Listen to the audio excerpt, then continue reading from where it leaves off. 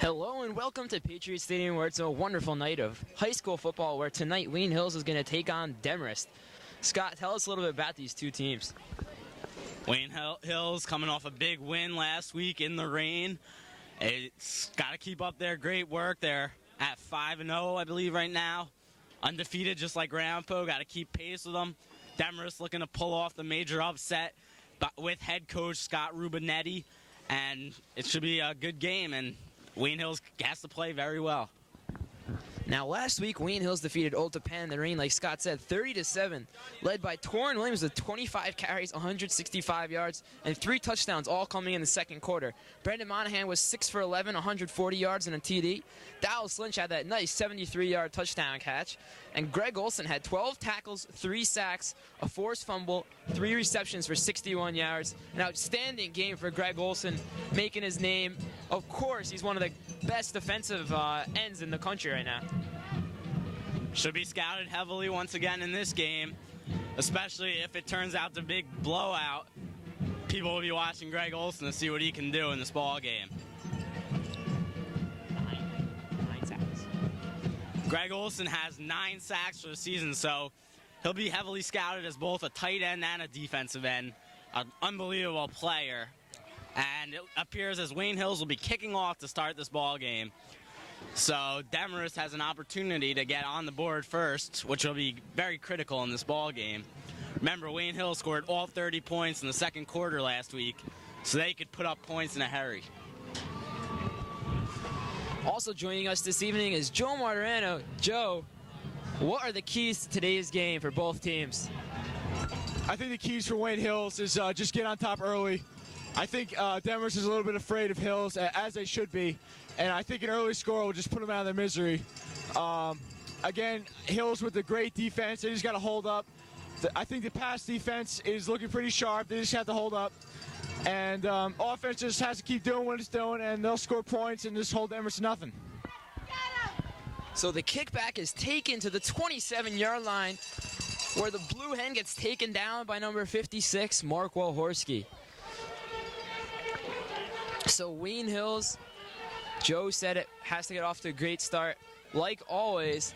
And I believe the Rampo coaches have just showed up, and our highly anticipated interview this week just came right now. So we'll see what we can bring you in the Wayne Hills High School TV network.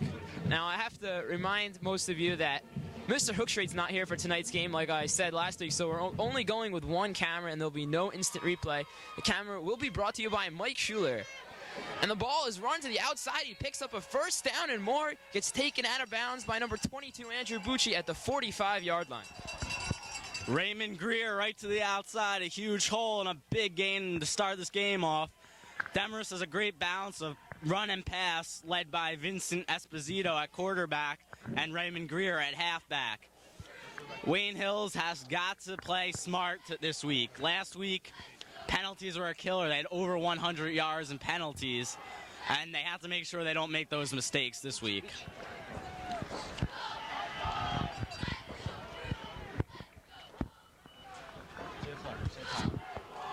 So 11:48 left to go in the first quarter. Nothing. Game just underway, as Esposito just takes it himself, and he gets eaten up by Chris Zambelli.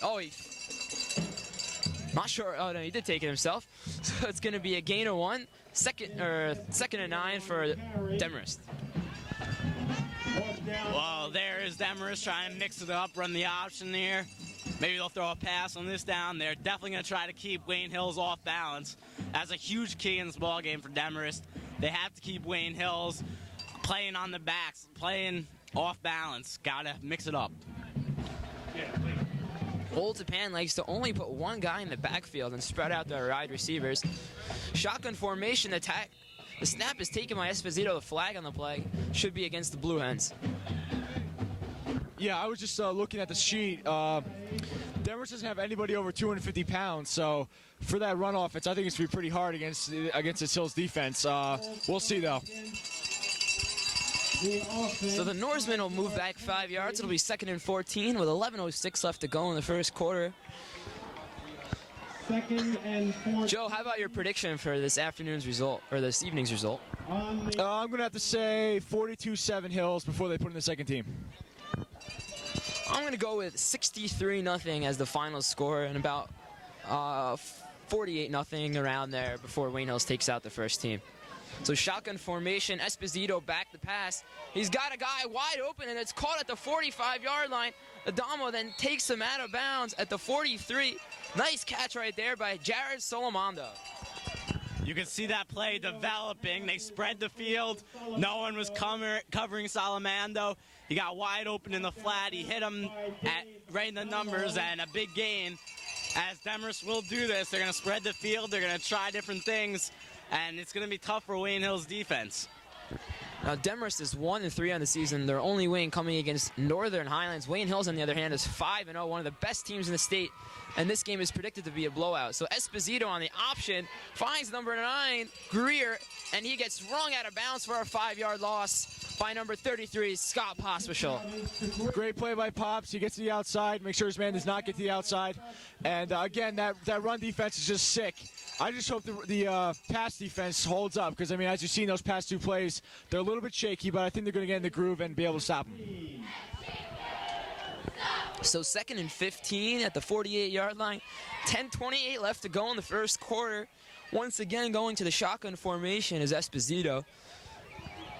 So Wayne Hills has to keep on their heels. They haven't played a team that plays like this before. They spread it out a lot, and they play almost a pro offense. So Esposito back to pass, scrambling out of the pocket. Adamo chasing him to the pocket, and he just gets the play off and incomplete. Almost the first down, or close to first down by Demarest. Ball was intended for Tom Wong. Incomplete. Great effort by Esposito right there just to get rid of the ball and avoid the sack.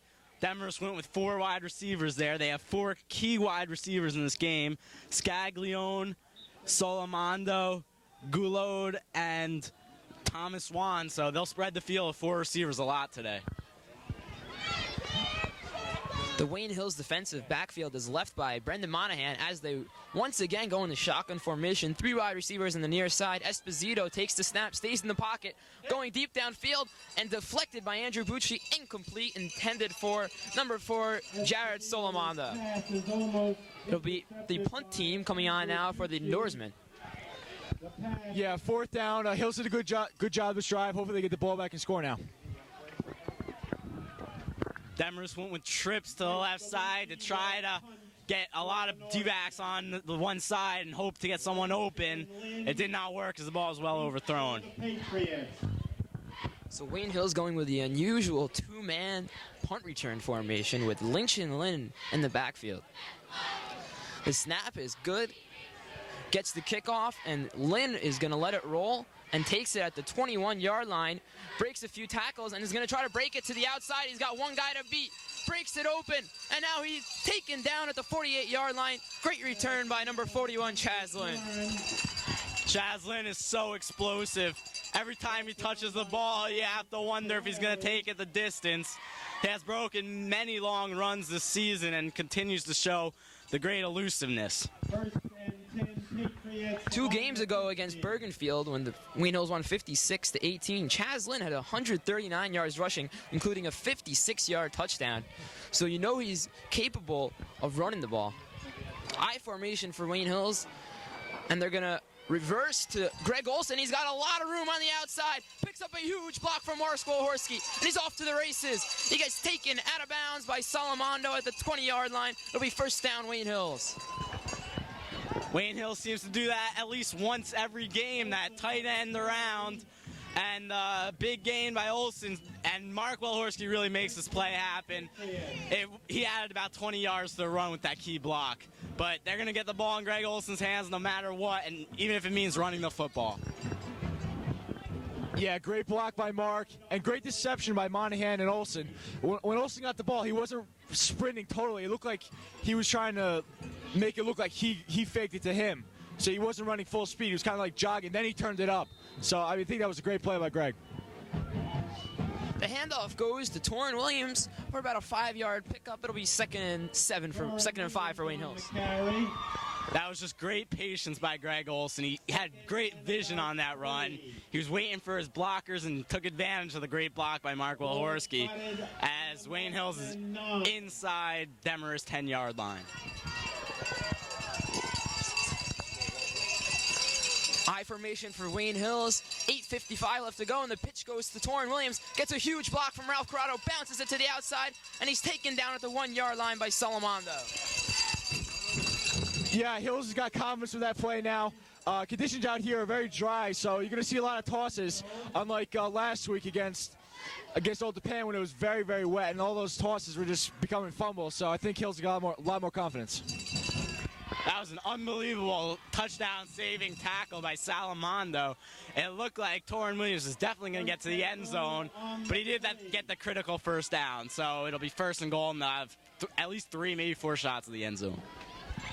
The handoff goes to Adamo inside, and it's going to be a touchdown, Patriots. Wayne Hills gets on the board, 6-0, with 8:47 left to go in the first quarter. Great opening drive for Wayne Hills, running the ball right down old Demarest's throat. Yeah, I think this is going to open it up for Hills now. They just need to get that first score, and now I think all you know what is going to break loose. Well, Demarest on their opening drive did look somewhat impressive, moving the football near midfield, but on their first defensive drive, Wayne Hills just proved too tough. They're just too inferior of a team, superior. So automatic Adamo on for the extra point. The kick is up and through. Oh, he missed it right. So we'll go back to Dave Animal Adamo. The score is 6-0, 8:47 left to go in the first quarter. Well, Demarest right now, they got to stay calm. They're still in the ball game, at least at the moment. They got to keep spreading the field, doing what they've been doing. Hope to get the Wayne Hills defense off balance. And Wayne Hills' defense has got to step up, make the plays on the defensive side of the ball because they know they're going to be coming with the spread offense, 3 and 4 wide receivers. So they have to step up and play it like they did on the first drive, at the end of the first drive. For the Northmen. So Bucci's going to kick off for Wayne Hills. As the score is 6-0 with 8:47 left to go in the first quarter. Wayne Hills getting off to a great start once again.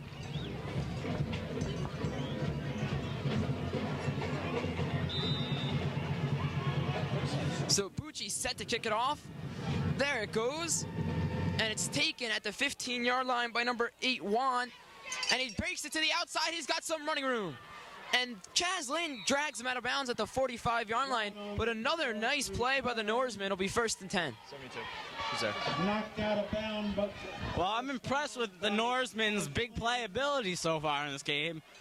A couple of long plays, a long run, a long pass, and now this great run back. They're already starting at the Wayne Hills 45-yard line, so they have to score on this drive. Need a touchdown. They got to take advantage of this short field. So Demarest has it 1st and 10 at the 45-yard line. Once again going to shotgun formations. 4 wide receivers. Scotty Pops is going to have a tough assignment right now as the outside linebacker on the receiver. So Esposito finds the guy upfield, and he's taken out of bounds by number 29, David Adamo. Or not number 29, David Adamo, number 12, Brendan Monahan. This is an interesting play by Demarest. They had the 4 wide receivers go downfield, and Esposito waited and found his halfback Greer out of the backfield and got a nice 8-yard play out of it. It'll be 2nd and 2 for the Norsemen at Wayne Hills 46-yard line. 8:33 left to go in the first quarter. Wayne Hills up 6-0. So Esposito back to pass. This time he's rolling out of the pocket, looking downfield, and it is deflected at the last second by number 41, Chaz Lynn. Great play by the Patriots. Yeah, great play. And, I mean, you got to give Demarest's offensive line some credit here. I mean, Hills is not getting through that much. So, I mean, just keep that in mind because 4 wide receivers and you got a lot of time, it's going to spell trouble. This is just a great play by Chaz Lynn. It shows you that acceleration he has, what catch-up speed right there, because the receiver looked wide open, but at the last second he dove in there to break up the play. So the ball was intended for Salamando. Single back once again. Esposito running the option play. He pitches it to Greer on the outside. Adamo trips him up, and a great tackle by number 29, David. Oh, it's 33, Pospisil, making another great play. Yeah, it's going to be fourth down now. I think they're going to punt. Just a smart thing. Hills hopefully get the ball back and score now. I tend to disagree. In normal circumstances, you punt, but Demarest not near the ability that Wayne Hills has. They're not going to have that many chances to get in the Wayne Hills territory. Right now, they're on the Wayne Hills 46. They needed a touchdown on this drive. Punting's doing them no good. Look out for the fake. So they are going to kick it, and the ball is going to be taken by Lindholm. Fair catch it at the 21-yard line. That's where Wayne Hills will take over. Now, I think what hurt Demarest right there by not going for the fake is what happened to Wayne Hills last week against Old Tapan. And Old Tapan completely fooled them on a fourth down and fake punt, and it just blew Wayne Hills coaches out of their minds. And I think Wayne Hills is more prepared for the fake punt this week than they were last week. Yeah, I doubt you're going to see very many 10 guys on the line anymore for Wayne Hills on the punt. I think you're going to see more conservative play because you don't want to give up that big play. That's just a huge play, that fake punt. I formation for Wayne Hills, 2 wide receivers on the far side, and Andrew Bucci on the near side. Dallas Lynch in motion right now. Monahan pitches it to the outside for Williams, and Olsen just shoves the defender to the outside, and Williams picks up a nice chunk of yardage right there. It'll be second and short. The Demarest defense looks clueless at the moment. Wayne Hills seems to be able to control the running game. They're not going to have to worry about passing the ball the way Torrin Williams is running and the way Greg Olsen ran and David Damo. So everybody on the Wayne Hills team is running the football because of that great line. Wayne Hills just using their size and speed and just pushing the defense backwards. I formation, Andrew Bucci way on the near side right now. They're going to hand it off to Torrin inside, breaks a few tackles, pick up the first down and a couple of yards more. Again, Demarest just too overmatched. Enough push from the offensive line of Wayne Hills to move enough for the first down. So it'll be first down and 10 for Wayne Hills at their own 29-yard line. 6:48 and counting left to go in the fourth quarter. Wayne Hills up 6-0 over Demarest. Upcoming this week for Wayne Hills TV is going to be field hockey. So I formation, Dallas Lynch in motion right now. Monahan pitches it to the outside to Williams, and Williams, if he gets to the outside, he's going to have some big running room. Salamando gets there and drags him out of bounds. Nice play by Salamando, possibly saving a touchdown right there.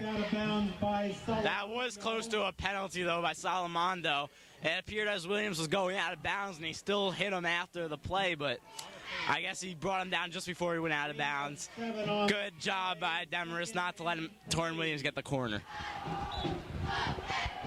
Yeah, it was definitely a great job by Salamano. He got outside Dave, and that's Dave's job to block him. But, he's a fast kid, and that's going to happen. But Torrin still did a great job to pick up some yards. So it'll be 2nd and 3 for Wayne Hills with 6:25 left to go in the first quarter. I formation for the Patriots. Split wide receivers. Monahan hands it off inside to Torrin Williams, and he just plunges ahead for a few yards. It'll be enough for the first down. Those tough gains by Torrin Williams are key because it's wearing down Demarest. You don't need that big 50-yard run every time. Just keep getting first downs, move the chains, and wear down the Demarest defense. Yeah, I agree, Scott. I don't think Wayne Hills is going to go too crazy now. They can play a little conservative and just score points. They don't want to give up any interceptions or turnovers. It also keeps that great high-powered offense that Demarest could present with that 4 receivers off the field, so that's also key.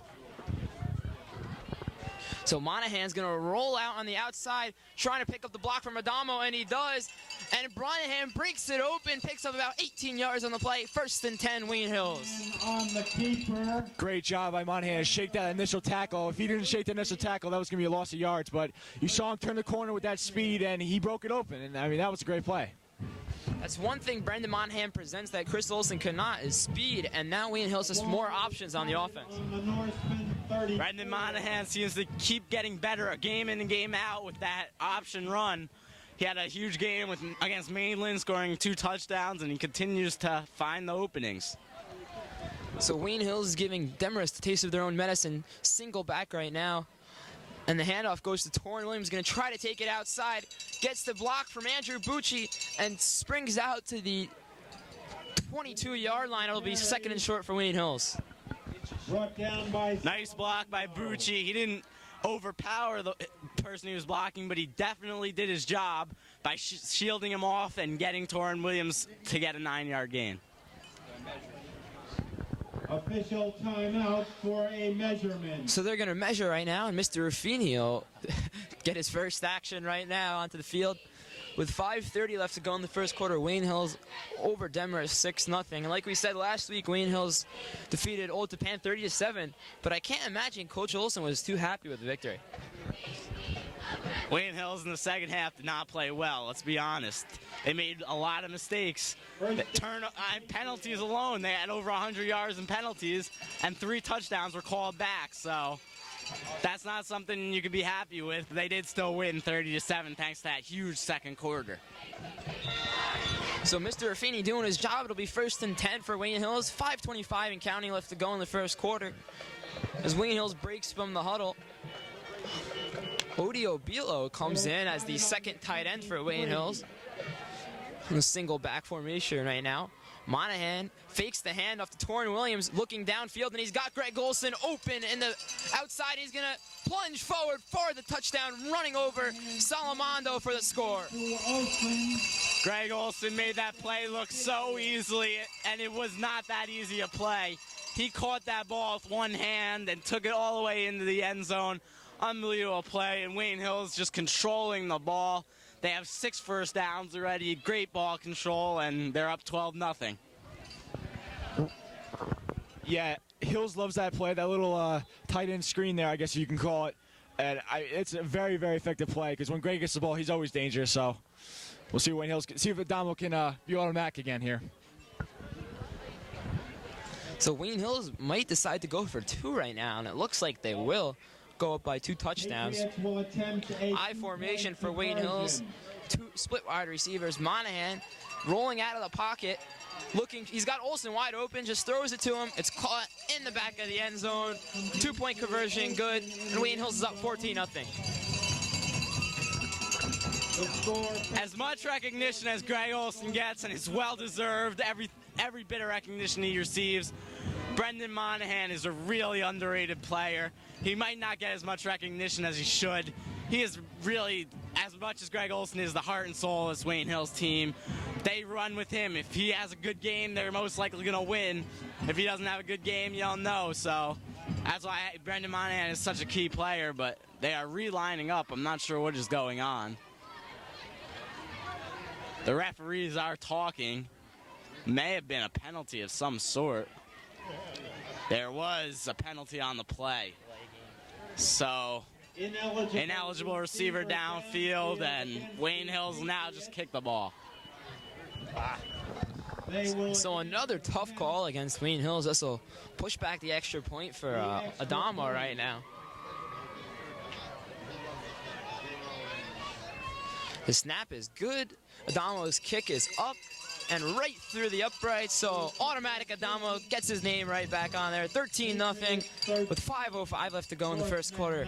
Brendan Monahan really put a stamp on that drive. The big 18-yard run and then the touchdown pass to Greg Olson. Well, Dave Adamo makes the extra point despite the 5-yard penalty. He had to do 2 of those last week. So the penalties continue for Wayne Hills. They have to stop committing these penalties, especially against a team like Ramapo. So it caused them to lose a point right there. Most likely with the 13-0 lead already, it won't matter, but in a tight game, that could be huge. Yeah, mental errors will kill any team, and Hills, like anybody else, has to keep them to a minimum if they expect to win games. And hopefully, as the season progresses, they'll start to become familiar with their, offense and defense more and more. So hopefully, we'll see less and less of them. So Wayne Hills kicking off from the far side right now, something they showed a lot last week.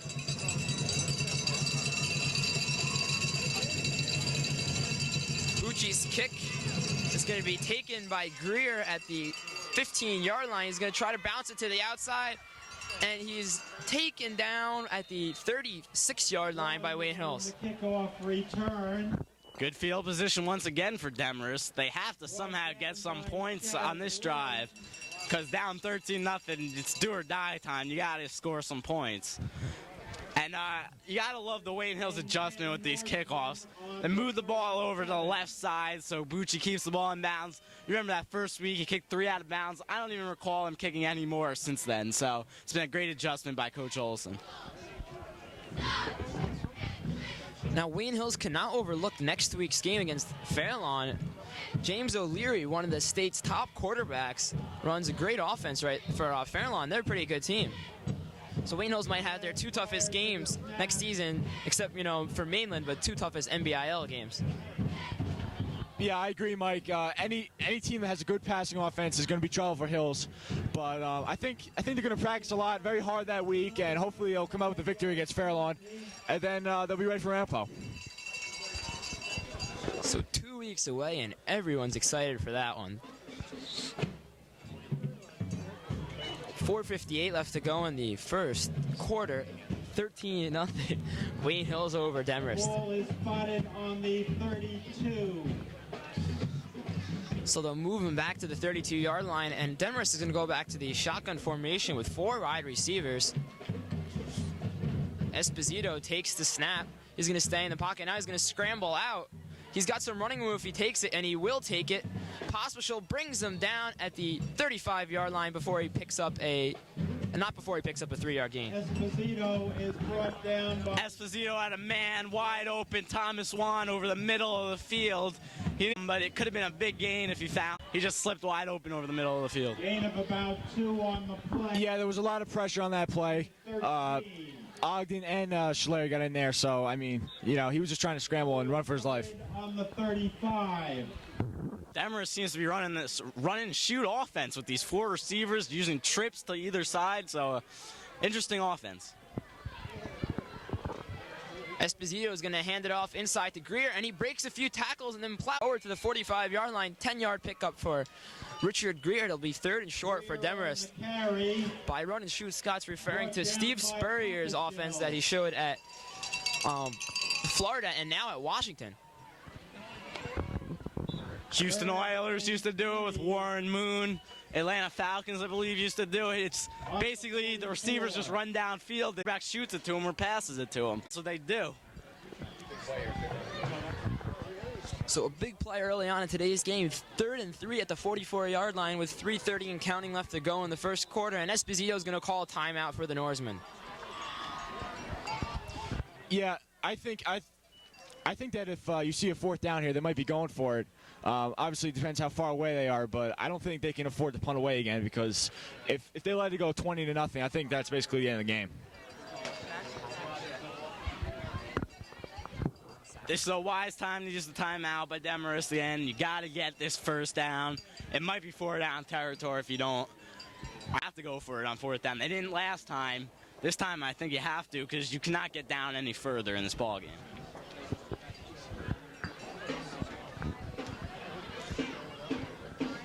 So as we wait for the timeout, the World Series will be starting this week. Any predictions on who's going to win, Scott?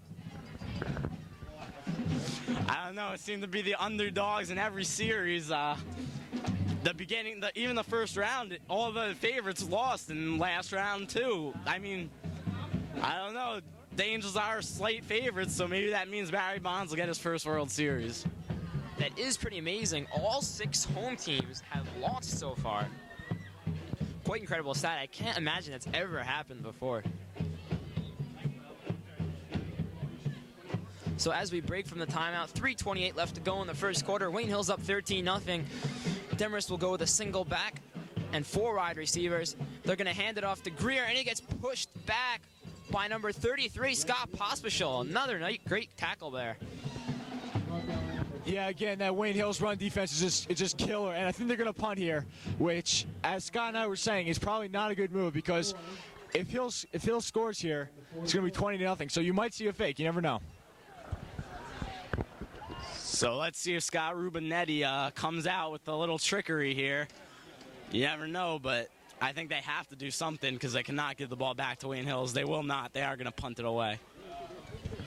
So Lynch takes it at the 30-yard line. And he's going to try to bounce it to the outside. He gets taken down by number 34, Jason Patriot, at the 40-yard line. I tend to agree with punting in these situations normally, but with Wayne Hills, one of the best teams in the States, and Demarest had only one win, they have to do something different. They have to try to go for it on these drives when they get near midfield. You can't keep playing conservative against a team that's much better than you. You got to make things happen, and Demarest has not been able to because they've been playing way too conservative. So Wayne Hills will have it 1st and 10 at the 42-yard line. I formation, split wide receivers. Brendan hands it off to Torrin Williams inside, breaks a few tackles, keeps his balance, and plunges ahead to the 48-yard line. It'll be close to first down. I think it'll be 2nd and 1 for Wayne Hills. Another good run by Torrin, showing how tough he is, breaking a lot of tackles there, and I mean that just shows how great he's coming along, because early in the season he couldn't really shake too many tackles, but now he's just getting stronger and stronger. We've talked about the great blocking Wayne Hills has had all game. This was all an individual effort by Torrin Williams to get these 8 yards. Heck of a job by Williams.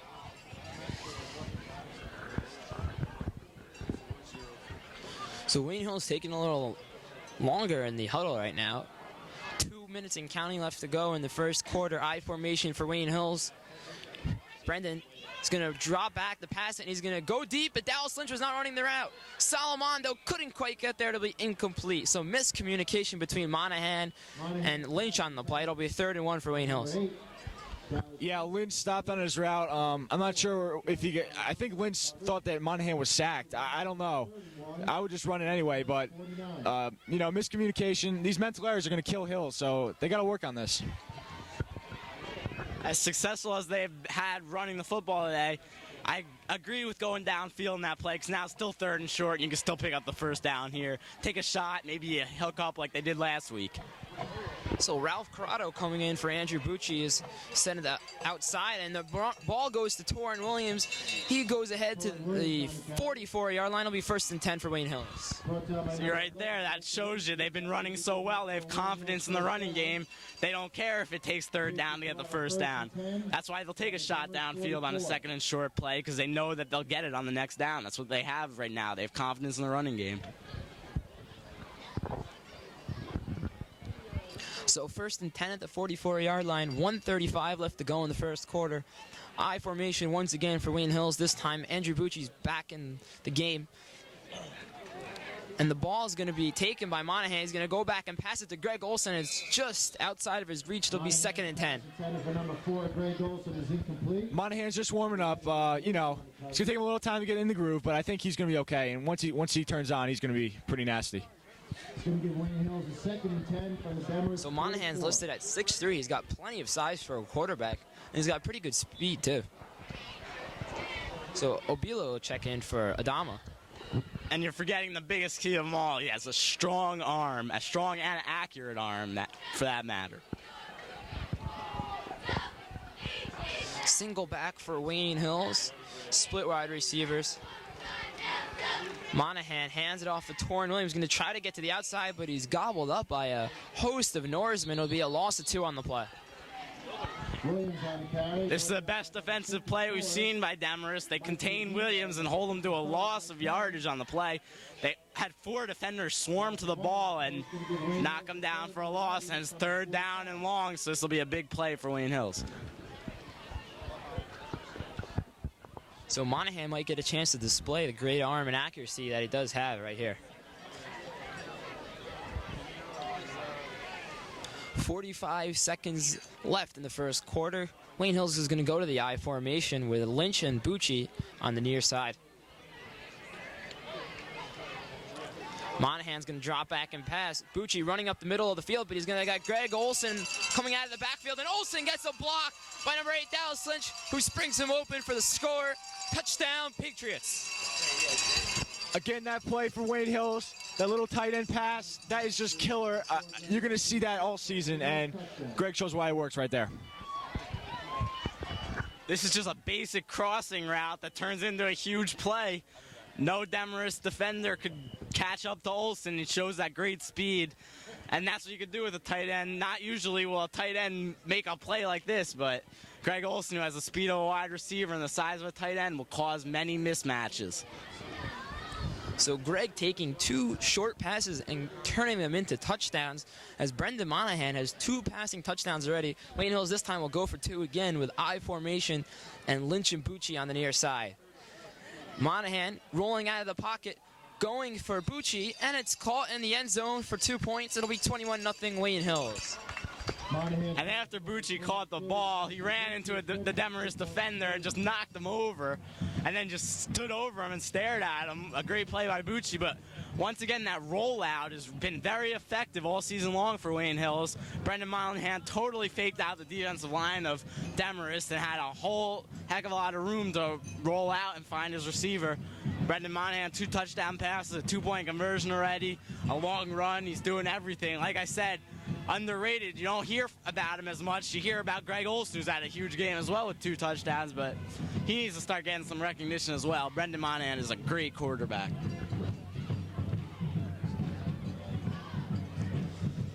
So as you hear in the background, this week the band has joined us. Couldn't play in the rain last week. We know who the real troopers are, Scott. 25 seconds left to go in the first quarter. Wayne Hills just running up the score right now, 21-0 already. So Bucci this time will kick from the near side.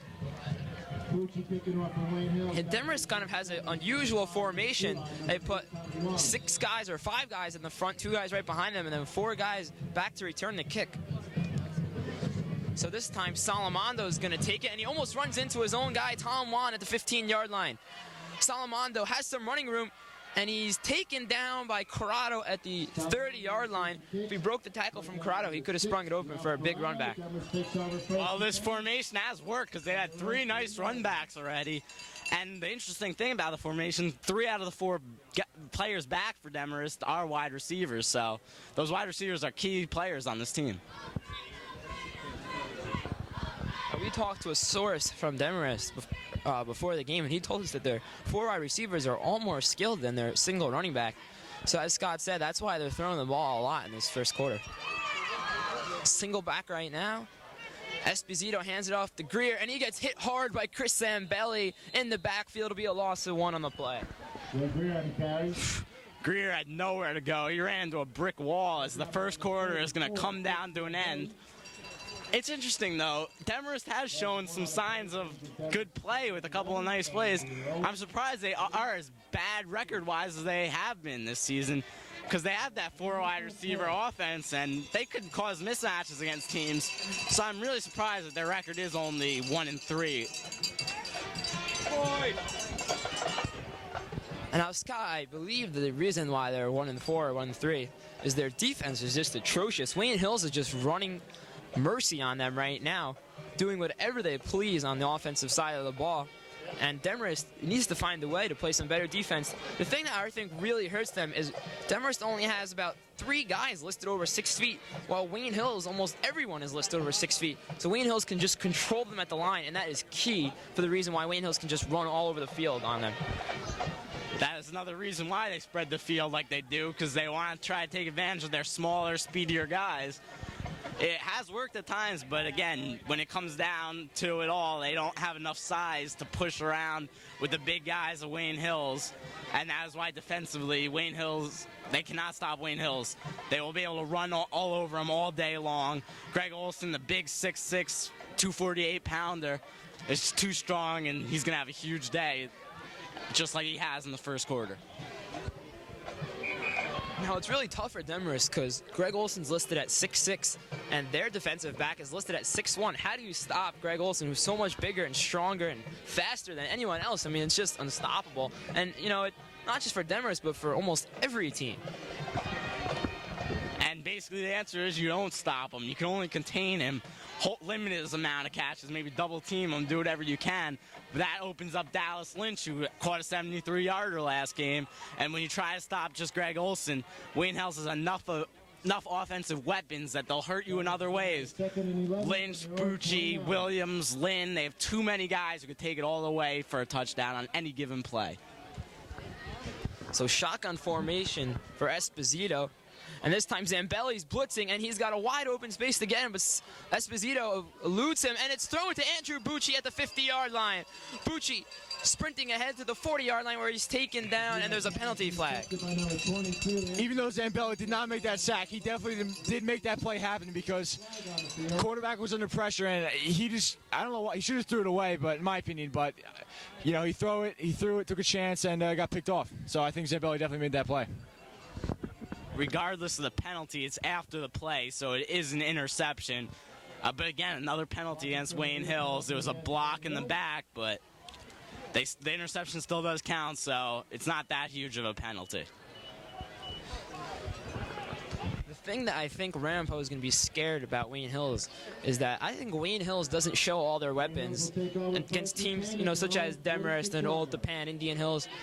They show it all against the big teams like Mainland and Rampo, and they bring out the big plays. As you saw against Mainland, they went downfield to Dallas Lynch a lot. They had a tight end reversed for Greg Olson. So Wayne Hills gets the ball, and the players are the big, gets the in the big name players, and they have some trick plays up their sleeves, I have to believe, against Rampo. I formation for Wayne Hills, Olson in motion, and they're going to hand it off inside to Torrin Williams as he pushes ahead to the 50-yard line. It'll be second down for Wayne Hills. That's something Monahan and Greg have done to a science now, that fake. I don't know if you saw it, but defensive end, outside linebacker, and the cornerback all went for Greg. And, I mean, that's just an excellent, excellent play because everybody got fooled on that play. Even when Greg doesn't have the ball, he makes plays. Just as a decoy, he could fake guys out, and that's the key. Just make anything happen with him, even if you're not getting him the ball, get him involved in the play.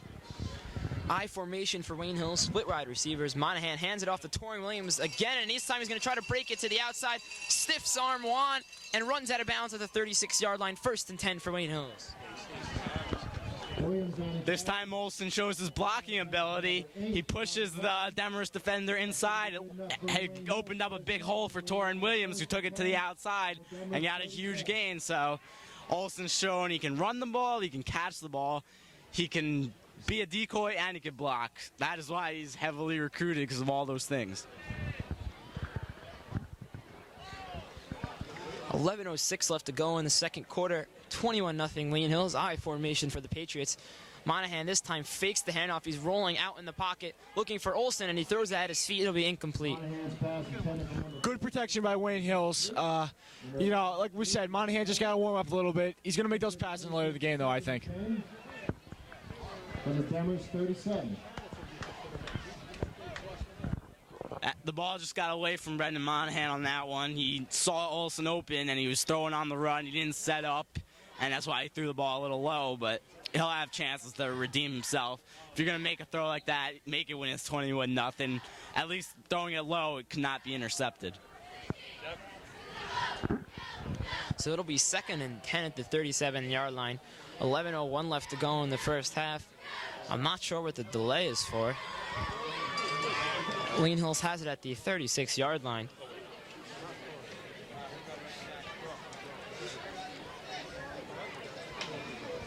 So they're moving the ball back a yard.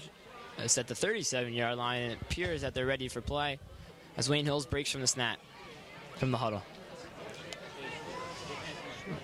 I formation for the Patriots, split wide receivers. Monahan, this time the reverse goes to Bucci, and then out to Dallas Lynch, where he picks up a block from Monahan and then breaks it open to the outside. Salamondo, great tackle, preventing a huge gain by Dallas Lynch. It'll be a 3-yard pickup. I don't know if you guys saw on your screen, but the defensive coordinator for Demarest was screaming at them, reverse, reverse, reverse. He saw it coming, but still, Monahan made a great block and got something out of the play. Demarest 35. Great double reverse call by Wayne Hills, but the impressive thing was Brendan Monahan. He got in there and made a good block, even though it didn't spring Lynch because he only got a 2-yard gain. Monahan shows that he could not only play quarterback, he could block. He is a defensive back, so he has to get in and make tackles, so he knows how to get physical. So now Adamo is the only player in the backfield for Wayne Hills, and Monahan's going to drop back in the pocket, stays in the pocket, and looks for Greg Olson. It's deflected and picked off by number 2, Keith Saglione, and it is brought back to the 32-yard line, I'm not sure. It'll be 1st and 10 either way for Demarest. Demarest will take over 1st and 10. That is a great play by Saglioni because that was just a heck of a play to tip it up and make the interception. He did that all on his own. But maybe Monahan getting a little too much going to Greg Olson. He's got to spread the ball around a little bit. It seems like all his throws have gone Olson's way.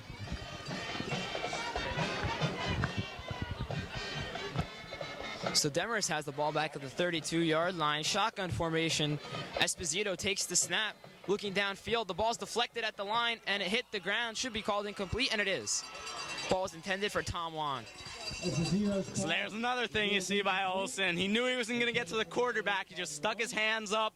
That big 6'6" frame, got his hand on the ball, tipped it away, forcing an incomplete pass. So even when he's not in on the play, he knows what to do and still makes the play somehow. Yeah, that shows you the capability of the Wayne Hills defensive line. I mean, they're only rushing 4 guys, but they still got in on that play, and that just shows you how good they are and solid they're there. Shotgun formation again for Demarest. 2 wide receivers on each side. Esposito takes the snap. He's back in the pocket, and now he's running forward. He's got some running room. Breaks Zambelli's tackle, but taken down by Greg Olson shortly after to be a 1-yard pickup for Demarest. Esposito flushed out of the pocket, had no time to make a play. Did somehow get back to the line of scrimmage and picked up a yard, so a good job by Esposito to avoid the sack, but he just couldn't do anything. He had to eat the ball and take the short gain. Yeah, Scott, as we said earlier, I mean, that Wayne Hills' defensive pass game, once they adjust, I think they're going to be pretty solid, and that's exactly what happened. So look for that more and more. Single back right now for Demarest. Esposito trying to get away from Greg Olson. Greg can't quite get him. Esposito throws it downfield and almost intercepted by Chaz Lynn. Nice play by the receiver to break it up. Esposito makes a great play to get out of the pocket and avoid the sack by Greg Olson, but after he avoided Olson, he had a lot of time. He could have set up and looked downfield. There was no one else by Wayne Hills chasing after him. Instead, he decided to throw on the run and made an ill-advised throw. Yeah, I agree, Scott. And again, even though they picked the ball off, Wayne Hills does a great job, and they stop him on 4 plays. So they got a punt now. They're going to get the ball back and hopefully score now. So Esposito had time on the play, did not have to force it downfield. The kick is bounced at the 43-yard line and just kind of stays where it is. It's taken by number 10. Oh, he's not listed here. But it's down at the 43-yard line where Wayne Hills will take over. If you're Wayne Hills, you should have gotten away from that ball. It's bouncing. It's a live ball if it touches any of the players. A couple of Wayne Hills players had their backs turned. Miscommunication, no one said to get out away from the football, and it was fortunate that didn't hit any of the Wayne Hills players, but if it did, it could have been a fumble and a live ball. So Monahan trots onto the field with 8:58 left to go in the first half. Wayne Hills up 21-0 over Demarest, and they'll have it at their own 43-yard line. I formation for the Patriots. Dallas Lynch on the far side. Now Olson goes in motion. Monahan hands it off inside to Torrin Williams, and he gets hit in the backfield. It'll be no gain. Nice tackle right there by number 71, James Thompson. Well, Wayne Hills, after such an unbelievable first quarter, they scored 21 points, scoring on every time they touched the ball, 3 for 3 in opportunities. In the second quarter, they started off with an interception on their first drive and now get stuffed for no gain. This could be reminiscent of last week when they scored all their points in one quarter. Let's hope for Wayne Hills they can turn it on and continue to add this points to the scoreboard. As Wayne Hills breaks from the huddle, the score is 21-0, 8:18 left to go in the first half. I formation once again by Wayne Hills, 2 wide receivers on the far side. Now Bucci's in motion. Monahan dropping back the pass, throwing it short play to Greg Olson, and Olson breaks the tackle, almost gets to the outside. He's dragged down at the 48-yard line. It'll be 2nd and 5 for Wayne Hills. Once again, Brendan Monahan getting really comfortable with Greg Olson, continuing to throw the ball his way. He's trying to take advantage of that great size mismatch that he has, and that's why Greg Olson's getting all the balls thrown his way.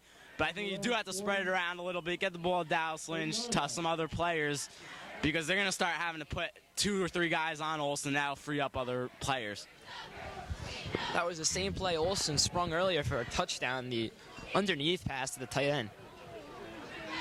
I formation for the Patriots, 2 wide receivers on the near side. The pitch goes outside to Torrin Williams, and he tries to spring ahead to the first down marker, and I think he's got it. A little surprising on that third down play. They brought Dallas Lynch out of the game, so it kind of was saying that they were going to run the ball, but it didn't matter as Torrin Williams still got near the first down. But again, a little surprised that they took Dallas Lynch out of the game because that's kind of giving up that you're going to run the football. Now, what I've noticed so far in today's game and past weeks, when Ralph Corrado comes onto the field, they're almost always running the ball. I guess he's a good blocker. He plays safety for the Patriots, has some big hits in the defensive backfield. Yeah, Ralph's a good, strong kid. He's good at blocking.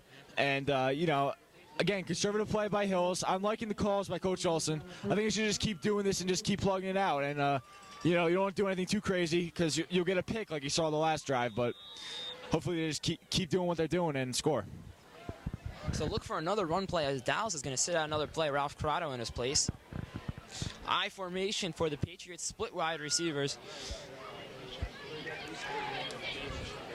Brendan takes the snap and he hands it off inside to Torrin Williams, who tries to take it outside, and he's taken out of bounds at the 43-yard line. That'll be about 2nd and 4 or 2nd and 6 for Wayne Hills. And the Rampo coach is standing right next to us have to be writing down that every time they see number 6 in the game, Wayne Hills will run the ball, and that is why maybe Wayne Hills will pass it in when they play Rampo and bring Ralph Corrado in just to change it up and maybe fool Rampo a little bit. So 6:50 left to go in the first half. Wayne Hills up 21-0 over Demarest. I formation once again. This time Dallas Lynch back on the field on the far side. Monahan back to pass this time, finds Lynch wide open on the outside, tries to stiff arm, and he picks up the first down and a yard more. Yeah, just like Scott was saying, Monahan should throw it more to Lynch and open up his options a little bit more, and that's exactly what he did there, got the first down. So Lynch comes back in the game, and they pass the football. So, once Ralph Corrado comes out, they're going to have the opportunity to pass. But once he's in the game, they are running the ball. It seems to be week in and week out what they have done. 1st and 10 at the 36-yard line, 6:30 left to go in the first half. I formation for the Patriots, split wide receivers. Brendan, this time, hands it off inside to Adamo. Adamo breaks a tackle somehow and gets an extra 3 yards on the play. Yeah, Adamo's got really strong legs. He shows them there and just bowls people over. And he broke that and just tried to get to the outside, but there's still a guy waiting for him. Great play by Dave. And, again, this running game, I think they can just keep doing this, and I think they're definitely going to score here. So Dave turns a negative into a positive right there. It could have been taken down for a 2-yard loss. Instead, he picks up a yard. It'll be 2nd and 9 at the 35-yard line for Wayne Hills. Monahan comes back on the field, telling his troops to play. So Wayne Hills seems content, just keep running down their throats right now. I formation for Wayne Hills might pass here with 3 wide receivers out for the Patriots. Dallas Lynch in motion. Monahan, this time he pitches it to Torrin Williams, who's got the outside, picks up a block from Adamo, and breaks a few tackles, lunges forward to the 26-yard line, 1st and 10, Wayne Hills. Yeah, Mike, and I'm noticing now that Demarest is stuffing the center. They're putting 2 guys right next to Nolan, and Nolan's doing a great job picking up either one of them. I don't know which one he's doing. He's having so fast, but just great job of blocking by them because he's not letting anybody in. And Wayne Hills is just piling on the first downs. Their total is up to 11 already. So they're just controlling the clock, moving the football. Great job, and some great lead blocks. This time it was by Dave Adamo. I formation for Wayne Hills, 2 wide receivers on the near side.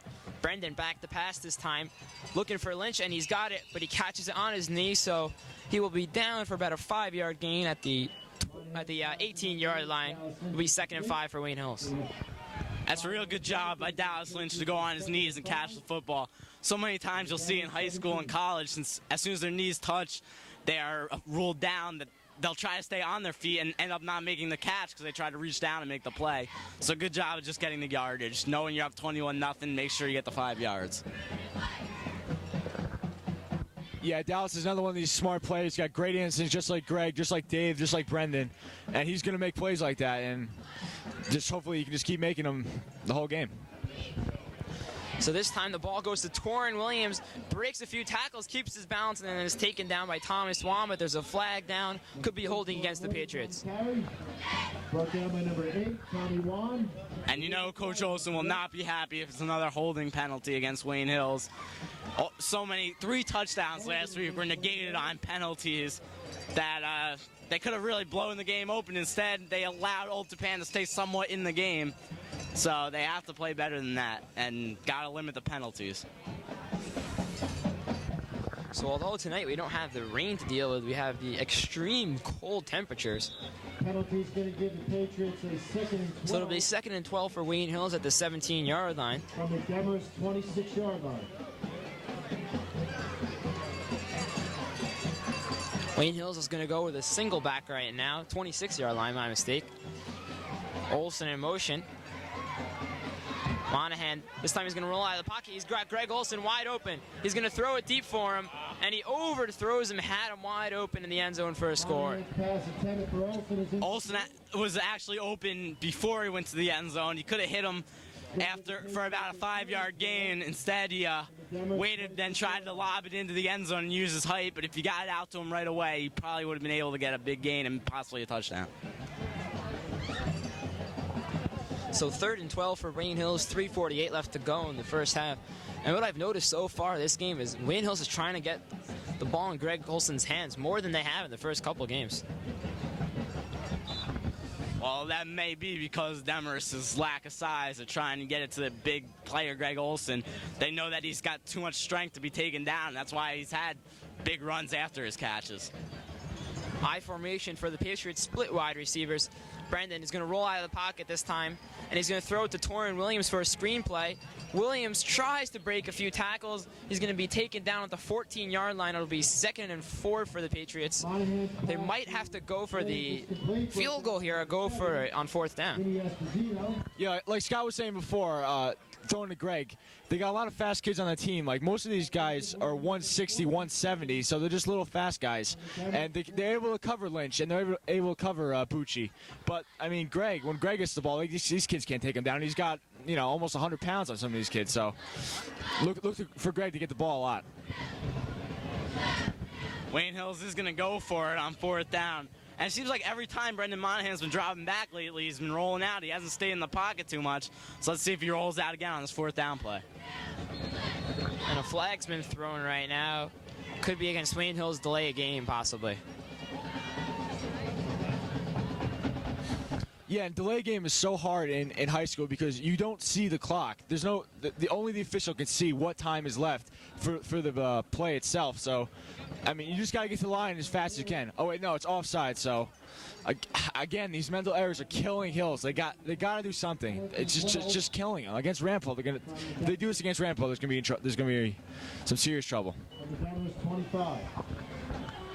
And it'll make getting this 1st down that much harder now because 7 yards is reasonable. 12 yards is a lot harder to get. High formation for Wayne Hills. Olsen and Lynch on the outside. Monahan this time rolls out of the pocket after faking the handoff, and he's going to go deep for Greg Olsen, who's wide open in the end zone, catches it for the score. Monahan to Olsen for the 3rd time in today's game. Touchdown, Patriots.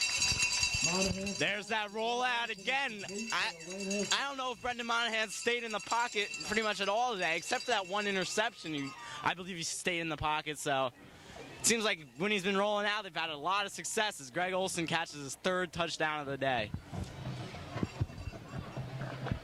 Yeah, I mean, Monahan was rolling out, and he had plenty of time, but he threw that on the run. I don't think he needed to do that, but, whatever works, and that worked right there, so God bless him.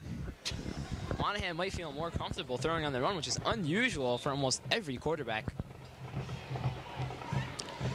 So Adamo on for the extra point.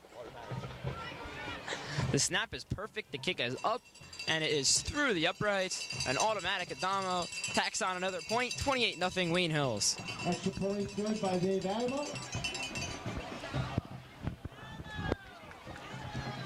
So Wayne Hills coming out. Brendan Monahan adding some touchdowns to his totals. Greg Olsen. It's been all passing, really. The run is set up the pass. They've had a lot of great runs, and it's opened up Greg Olson in the passing game. And Olson has to have about 90% of these catches already today. I mean, Dallas Lynch has 2 catches, and I don't know, Williams caught 1, but Greg Olson's had a huge day. 4 catches, 3 for touchdowns. Big game. His yards per catch has to be at least around 20 yards, so huge day for Greg Olson. Just under 25 yards per catch. Statplay, what are the numbers so far in today's game? Well, obviously Olson has been dominating all game. He's got 4 catches, 3 for touchdowns, totaling 98 yards. Torrin Williams has 15 carries for 104 yards. And Monahan has 7 completions out of 12, totaling 116, 98 to Olson, obviously, and 3 touchdowns and the 1 interception, which Scott mentioned when he was in the pocket. So Olson 2 yards away from 100. On that special teams play, Mark Wilhorsey with a big hit. He laid that kid out. Mark loves to do stuff like that. He lives for the special teams. That's what he lives for. I mean, he thinks about that all the time, just crushing people with these tackles, and he showed it there. Can you say LT?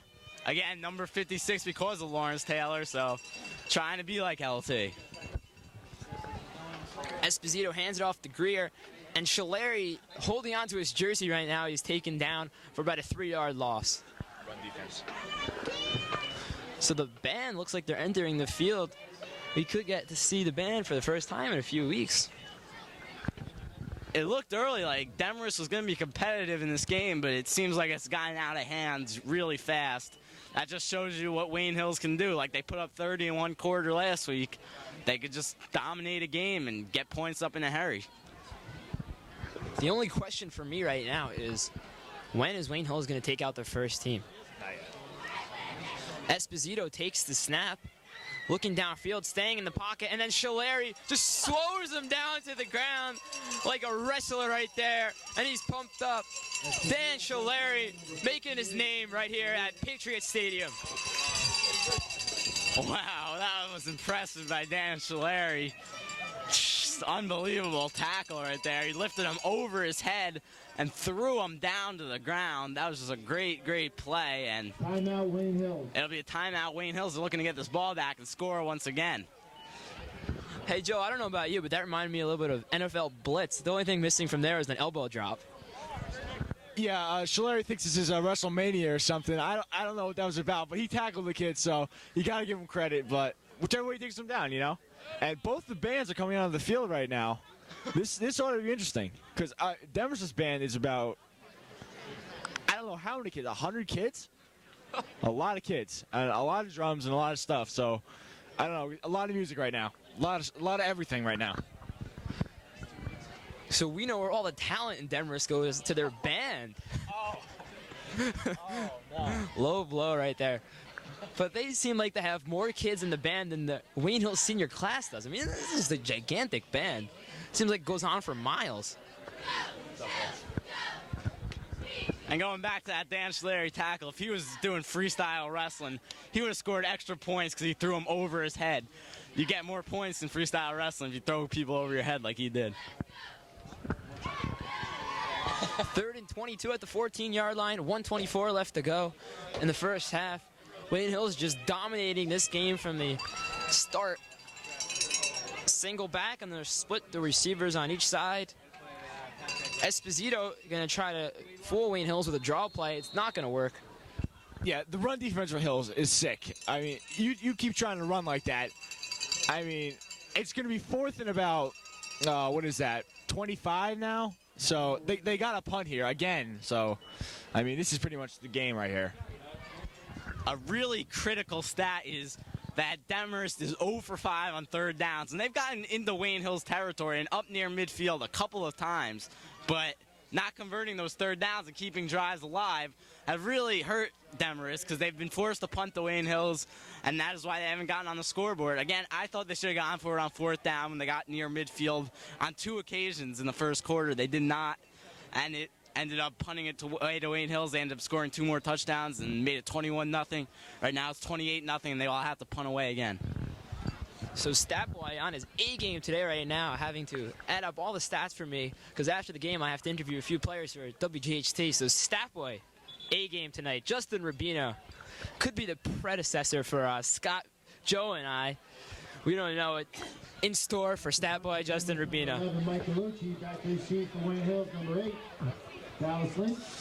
So I was talking about NFL Blitz before. This seems like Madden 2000. Because they're calling timeout up 28-0 at the end of the half, just trying to score as many points as they can. Oh, Chaz Lynn just got murdered on the outside by number 3, Hunter Flume. Yeah, he laid him out, Hunter. Interesting name, by the way, but I don't know. He's got his bell rung, so hopefully he'll be okay. Hunter and Chaz Lynn was the hunted on the play, as he almost got knocked back all the way to the track. And the track is pretty far from the sideline, so he got knocked back really far. So 2 great hits to end the half, one by Shalari and then by Flume. Now, Scott, isn't Doug Flutie's son's name Hunter? I think they got the FLU in the last name going for them. Monahan back the pass, and he finds Greg Olson. Oh, almost makes a one-handed catch right there. And Olson was looking for over 100. So Wayne Hill's passing up 28-0 in the first half, just trying to, see as many points as they could score. Maybe go for 100 or something right now. I don't know. I think Lynch was wide open on that play. I don't know, but I don't think anybody was covering at all because I think there was one guy on Bucci. I think Scott's got something to say. I don't think Wayne Hills is trying to run up the score. I'm just thinking that they want to get as many points as they can. It's still a football game. You're up 28-0. Stranger things have happened, so you want to score when you have the opportunity to, and right now they have a great opportunity. I formation for Wayne Hills. This time Monahan fakes it. Oh, and he gets taken down for a sack by number 34, Jason Potterton, who had another nice play earlier on this game. So hurry-up offense right now by Wayne Hills. 50 seconds and counting left to go in the first half. It'll be 3rd and long for Wayne Hills.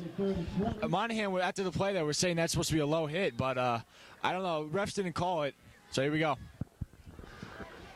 Monahan dropping back the pass right now. He's got Bucci wide open, finds him on the outside. He's going to have to break Salamando's tackle, and he's just kind of there with his head chopped off. I don't know. He just kind of stood there right there thinking of what to do, and he got tackled by Salamando.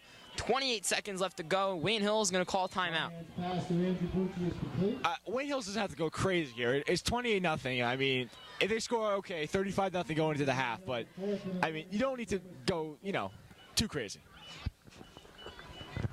And Bucci did not get out of bounds, so Wayne Hills does have to burn a timeout, but they're going to probably go for it here and try to get the first down. It's 4th and 11, so Wayne Hills will try to convert on the long play, and they converted last time on the 4th down, throwing the long pass play to Greg Olson around the same area, so let's see if they can do it again.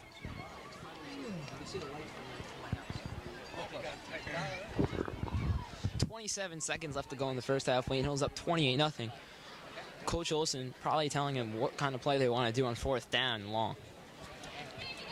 Joe, what's your prediction? What do they do right here? Go to Lynch, Olson, Bucci?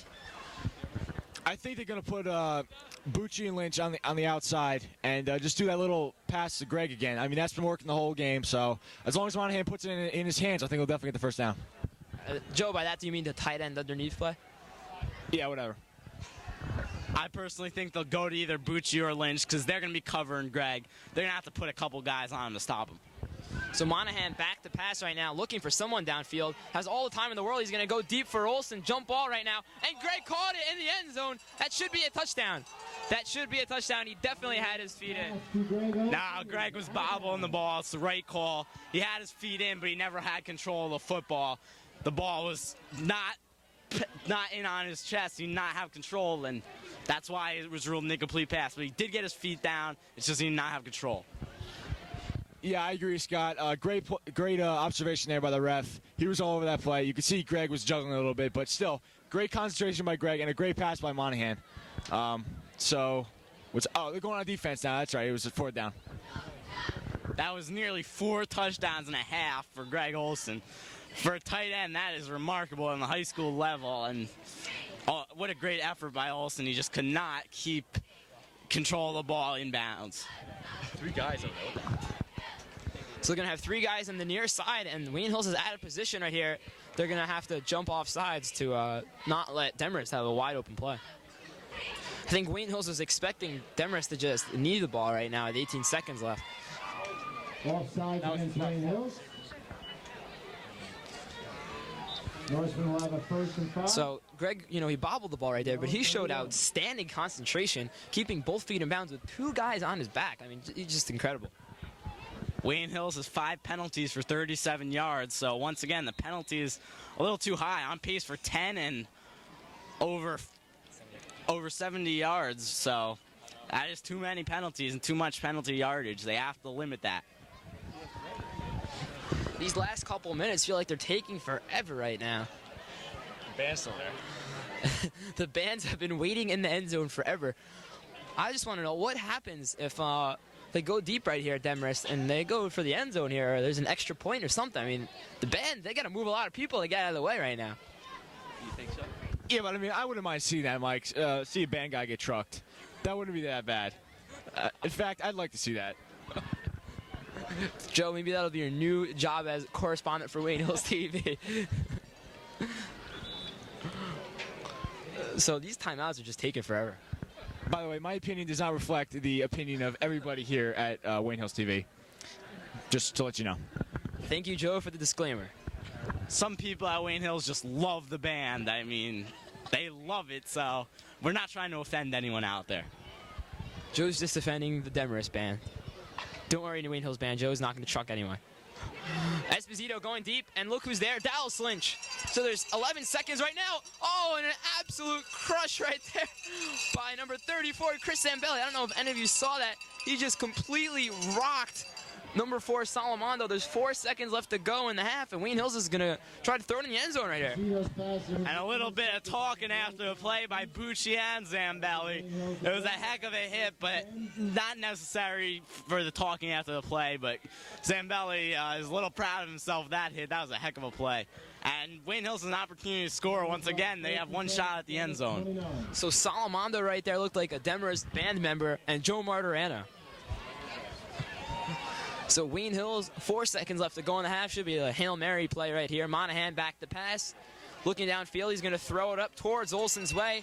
This time Olsen deflected and almost caught. Would have been an outstanding catch and a great way to end the first half. But either way, Wayne Hills has a 28-0 lead at halftime. And there's a flag right now holding against Wayne Hills. That'll be declined. So the score at half will be 28-0. Now, Stat Boy, can we run down the stats for the first half? Would you like to run them down, or would you like me? Stat Boy, getting on air right now. All right, first half recap for Wayne Hills. Brendan Monahan is 8 for 16, 124 yards, 3 touchdowns all to Greg Olsen, 1 interception. Torrin Williams, 15 carries, 104 yards, no touchdowns, but sure to come in the second half. And the 1 rushing touchdown by Wayne Hills was by Adama. And Olsen has 98 yards receiving on 4 catches to go along with 32 yards rushing and 3 total touchdowns. On the Demarest side of the ball, Esposito started off hot, but has only completed 2 passes the whole game and has 9 attempts and 27 yards and 2 interceptions, 1 by Bucci and 1 by Lynch. Greer has 8 attempts for 17 yards, and here's Mike Rudner. So we regret to inform you that the Demarest, the Rambo coaches cannot join us, but we have a backup guest interview. One of the cheerleaders, Gina Gallo. Gina, why don't you introduce yourself to the Wayne Hills TV staff? Hi, my name is Gina Gallo, and I'm a varsity cheerleader at Wayne Hills, obviously, as Mike just said so. Oh, okay, who knew? But, all right, ask me the questions. Now, Gina does the morning announcements for Wayne Hills, similar to what Scott, Joe, and I do. How do you like doing the morning announcements? I love doing the morning announcements, and I do them on Fridays, so at the end of every one, we get to say good luck, Wayne Hills, and whatever. And it's just a great activity to be part of, and everyone should try out. So, Gina G, as she refers to herself on the announcements, what do you think of this first half? How's Wayne Hills played? I think Wayne Hills is doing pretty good. Our offense is on fire tonight, and our defense is doing good, very good actually. And Demarest has always been known as a team that is pretty much killed. Right now it's 28-0, and I predict the score will be around 40-something 0. But our offense on fire tonight. Good plays too. Rock on. So Gina, who's your favorite player? I'd have to say number 74, Joe Nolan, because he's my boyfriend and my football player, and I love him, so okay. Now Gina, maybe you have some inside information. How come Joe did not sing the national anthem tonight? Oh, well, insider information, Joe did not sing the national anthem because technically Demarest is the home team tonight because we were supposed to play on their field, but their AstroTurf wasn't ready in time. But he will be singing at the Rampo game on November 2nd, so everybody better be there. Where else? So Gina's sending out death threats to anyone who's not going to be at the Rampo game. Joe, any questions for Gina Gallo? How do you think the varsity coach is doing for cheerleading? Mrs. Clarko is an amazing coach, and she always encourages us to do our best. And if we do something wrong, she always tells us on how to improve on it. And she really helps us to be the best cheerleaders that we can be. And she gives us the support, guidance. And our squad is so spirited, and I love all of them. Yay! So I don't know right now, no more questions for Gina, but if Gina would like to say anything to wrap up our little interview, feel free. Okay, well, just to wrap up the interview, I'd like to say that I love Wayne Hills and the football program, and I love my cheerleading squad, and I especially love number 74. Thanks, guys, and to your production rocks. Oh, and vote for me for most school-spirited and teacher's pet, even though I probably am in the top 3, but no one told you that. So Gina had to promote herself right there, even though the game will be on this week. Just kidding. Wait, can you see me? Don't say it. So we'll, So what is this recording about? Scott, why don't you take over right now? Give me it. Just to inform you about how dominating Wayne Hills has been today, the yardage totals are 272 for Wayne Hills to just 36 for Demarest. That is just dominating, and that shows how well Wayne Hills has played. But again, the penalty yardage do favor Demarest 37-10, so that is the one thing Wayne Hills has done wrong. They've made some mental mistakes. So although Gina tried to promote herself, all in good fun, I don't know if she realizes this isn't a live telecast, so the game's going to be on sometime this week, and the voting will already be done. Now, Joe, if they had best fisherman, I would vote for you. Thanks, Mike. I really appreciate that. You know, I try my best. I go out there every Saturday morning and, you know, try to be the best fisherman I can be. This kid loves to fish. He loves it. I have not seen a day where he does not wear a fishing shirt. He loves to fish. Now, joining us right now is our only cameraman and director, Mr. Schuler. Any comments on the first half? Well, I'd like to apologize for some shaky camera work due to lack of paying attention. And it's also a bit cold up there, and we don't get any TV club gloves to handle the cameras with. So, you know, it's a tough job being the single camera trying to get all the shots, but someone's got to do it. So Mike Schuler sacrificing himself right now for the Wayne Hills TV staff. We'll just say Edwin Yu is the cameraman for today's game. So the Demarest band putting on a great show. Yeah, the Demarest band is pretty sick. I think they're better than the football team, personally. They got a lot of people and a lot of color guard people, too. And I don't think they got them beating color guard people, definitely, because I don't think Hills has any right now. Yeah, but how many of them are like? I don't know what Schuler said, and I'm not going to repeat it. I think the Demarest should strap up some pads on some of these band people for the second half. It might help them out. They can't do much worse, so put some pads on these band people. Demarest is so small, some of the drums are bigger than their football players. I mean, Demarest just, it seems like all the skilled players go to the band right now. You know, just look at some of the players listed for Demarest. They have a guy 5'6", Junpei Shimazaki. I'm not sure if he made Nintendo 64 games or not. And there's Roy Bender and Joshua Chung. So Demarest is just full of small guys. Scott, we could play on this team. All right, we got to stop ripping Demarest. They're only down 28-0. They are down better. They're playing better than Old Japan last week, who was down 30-0. So let's take it a little easy on them and hope they can come out and make a little bit better of a game in the second half. Now, the reason you haven't heard Mr. Mezzi after the first couple plays is I think it's because, as Gina said before at halftime, this is a home game for Demarest technically, so they're going to get their home crew in here, except for the TV program. We're always here. That's how dedicated we are, unlike the band, who can't come when it's a little drizzly outside. But, you know, we all know who the real Wayne Hills TV group is, or the Wayne Hills anything group, spirited group, I should say. Yep. Agreed.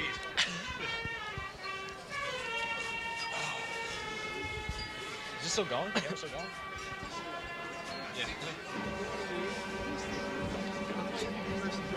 So I can't wait to see the Wayne Hills Band's response to this immaculate performance by Demarest. I think there's going to be some blood out here. It could get nasty. What do you think, Scott? Yeah, I'm telling you, Demarest has been out there for a long time. They're making this try to be as perfect as possible.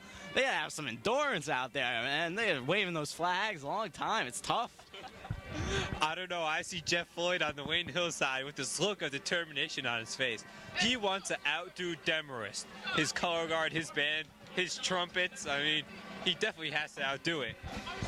You know, Mike Schuler said right now, Jeff Floyd's determination. This reminds me of a time at Spring Lake Day Camp when Broncos 1 was going up against Broncos 3. Jeff Floyd was determined to make a few catches in the outfield. Unfortunately, they bounced off his chest. He couldn't quite make the play. I think he's determined to make up for that right now and lead Wayne Hills Marching Band onto a victory over Demarest. Just like the football game is a war on the field, this band battle is another separate battle to the war. Let's see if Demarest will pull out at least the battle of the bands over instead of the football game.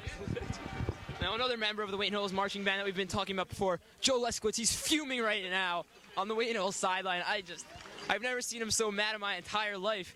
Even more mad than when he got back a bad test in Mr. Feeney's class. He is fuming. Floyd and Leskowitz will lead Wayne Hills Marching Band. This is Wayne Hills' home field. They cannot allow Demarest to come in here and push them around like they've done right now. They're taking off most of this halftime. They're still not done. Wayne Hills cannot get pushed around on their own home field. I see Mr. Marterano out there in his black cowboy hat, ready to take his Rough Riders into battle.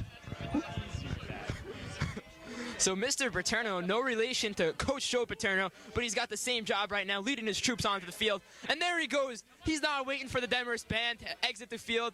You know what? They're just going to take him on, head on right now. They're going to knock him off the field. Demarest will not come off the football field, so Wayne Hills is going to push him off. This is just a war, man. They're both going into battle. Yeah, I want to see them drop everything and just start swinging instruments at each other. That would be awesome to see them both run at each other. You never know. You might see that because, frankly, they're getting close to each other, and both these bands do hate each other, so you never know. Maybe they'll just make peace and they'll all do the halftime together. I don't know, man. Wayne Hills will stop their walking. They are frustrated. They have all their instruments in their hands. They want to get out. They've been practicing for so long. They weren't in the rain last week because they were practicing their great performance. So they have got to perfect it right now. Now, it appears this rivalry all started at A&P, where several of the band's members from Wayne Hills are. Apparently, the A&P in Northern Valley got a little frustrated at the inventory that the Wayne A&P was doing, and that's where this feud has all started, just from trivial matters at the local A&Ps. Yeah, it's amazing how a little thing can just, explode and expand. And, wow, I can't wait to see what happens in the next few seconds. I have never been so interested to watch the band perform than right now. I want to see them have their best performance ever and just blow Demarest out of the water. You know, I was at the A&P, the Wayne A&P the other day, buying some milk. And I go to my favorite cashier, Joe Leskowitz, and man, was he talking about Demarest. He said they were just going to crush them, that Demarest didn't stand a chance against them. So Joe Leskowitz talking dirt, and he's going to try to prove it right now as the Wayne Hills Marching Band appears to be ready to enter the field. And Joe Leskowitz happens to be a great cashier if you ever want to go into A&P. Go over to Joe Leskowitz. Mike Schuler and I timed them once. It was about 28 seconds for milk, orange juice and soda. Incredible time right there, Joe Lescott. Not only is he a great cashier, he's a great trumpet player. Now entering the field is the And he's a great guy. marching band. And Wayne Hills Marching Band has entered the field, and they receive an outstanding round of applause by the Wayne Hills fans. But one thing about Joe Lescott, he was not happy that we talked through their performance last time. So let's let them perform for a little bit because he was really upset with us. Now, if Joe never said anything, maybe I wouldn't talk throughout the whole halftime show. But you know what? I'll comply with Joe. We'll present you right now the Wayne Hills Marching Band. Dennis Buzak, Jason Whitaker, and Jeffrey Floyd. Percussion instructors James Vogel, Dan Vasquez, and Marcus Rusty. Drill design Peter Hill. Musical arrangements Chris Bernados. Percussion arrangements Keith Warfield and Marcus Rusty. Drum major Sandra Matera, Jeffrey Paone. Guard captains Kim Sikorsky and Linda Wozniak, and Robin Eisenberg. Drum captain Jared Penn. President Christopher Bensavenga. Vice President John Salmon. Secretary Dia Galera. Publicity Officer Megan McGinnis. Recruiting Officer Angelica Patol. Equipment Manager Stephen Barbera, Dan Vigos, and Braden De Lene. Librarians David Zapka, Aaron Esser, Jeff Petrillo, and Stephanie Shadow. The field repertoire, the Celtic Legends. Danny Boy, Lord of the Dance, the Highland Cathedral, Thunder and Lightning, and the River Dance. And here, the Patriot Marching Band.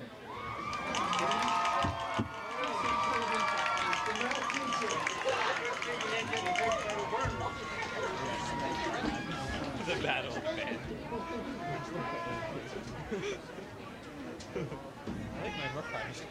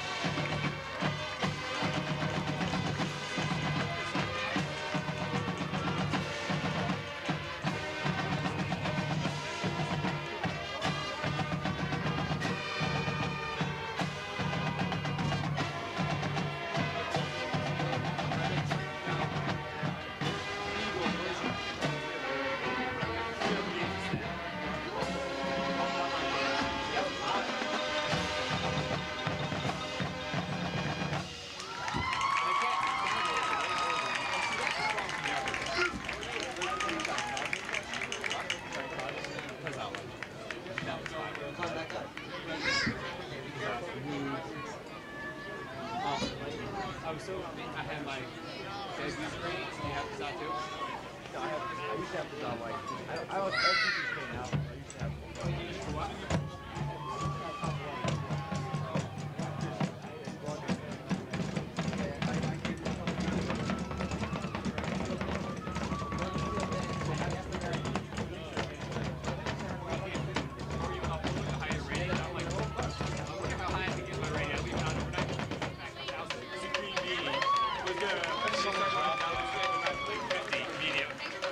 Try to get back up to the dozen again if I get 400.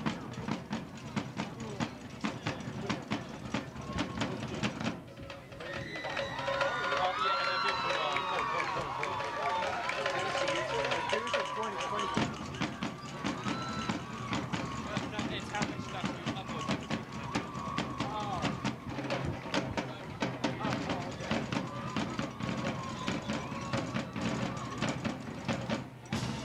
I see everybody waiting for it to close here.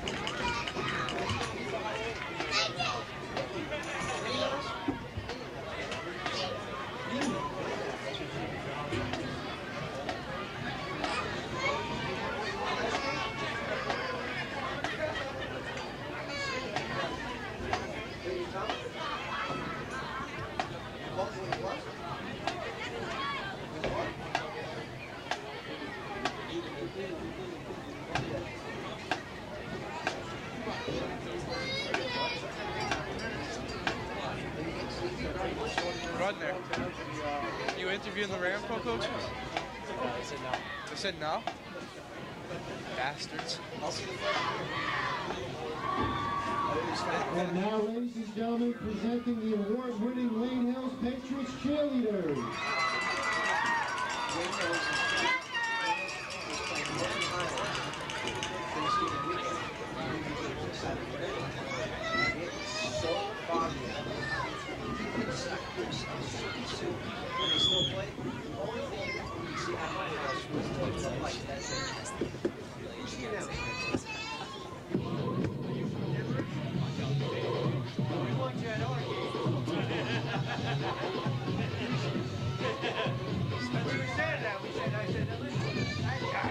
From Demarest, he's not from us. We want you to come back. We'll pay you.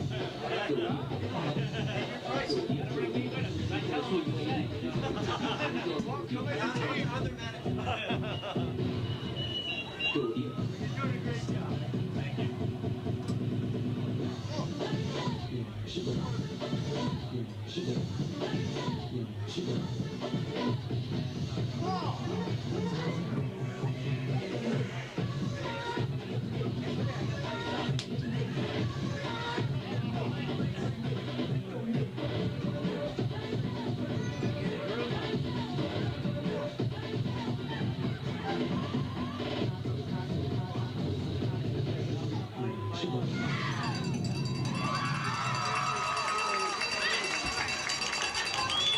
Nice job, please.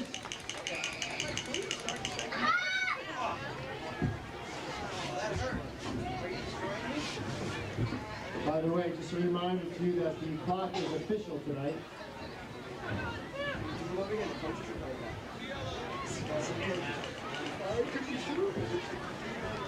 I got you. He's not going anywhere. Can't believe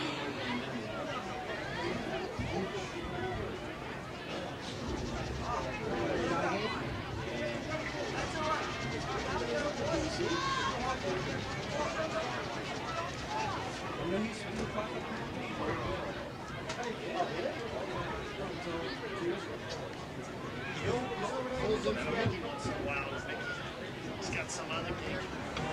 Bill Cabrera played for Fordham. How's he doing? Okay, so he's working tonight. Okay. He's good friends with my father.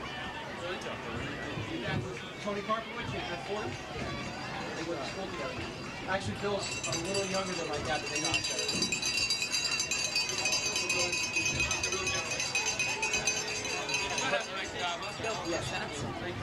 Doing a great job. Great job. Making up for my blunder last week. They didn't even show that game.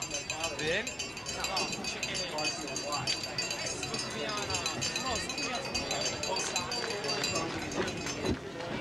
It's on the next Friday every day, all the time, right?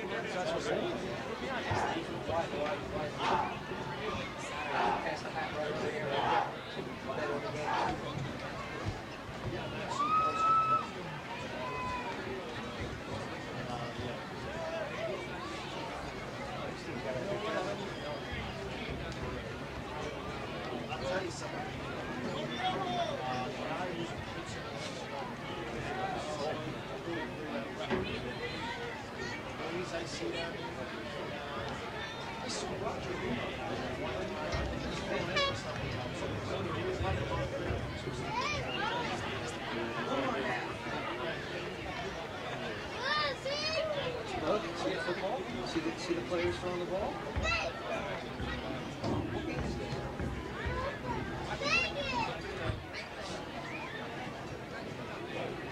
Oh, is that right? You like to play football one day? Oh, okay. Principals? Or you like to play soccer?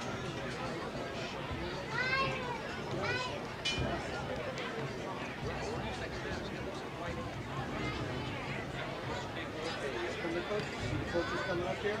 Can't be any way. We'll have to walk by. Say hello to them.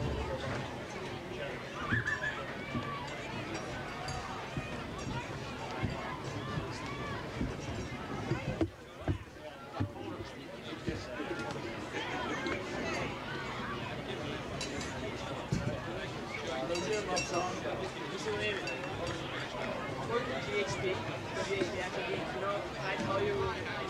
tried that before. What happened? What? We did that before. No, that was for school. Now it's yeah. Oh, okay. All right. Tell me what you want to do again. I'll just train the players. Yeah. Where are you gonna do it? All right. You can go out there. All right. Yeah. Just go. I just go out where the other guys are going. You don't want me to. You don't need me to tell you who you need, right? No, I didn't know if I used to. Well, I assume you just want to interview the guys that are being interviewed by the other people, right? Well, I am the other people. That's it? Yeah. Just tell me who. That's all. Rudner. Oh.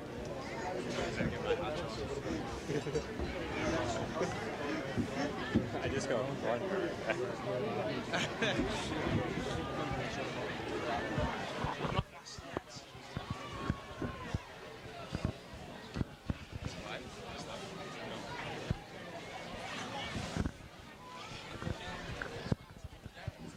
So Wayne Hill's warming up now, gonna start to be in the second half.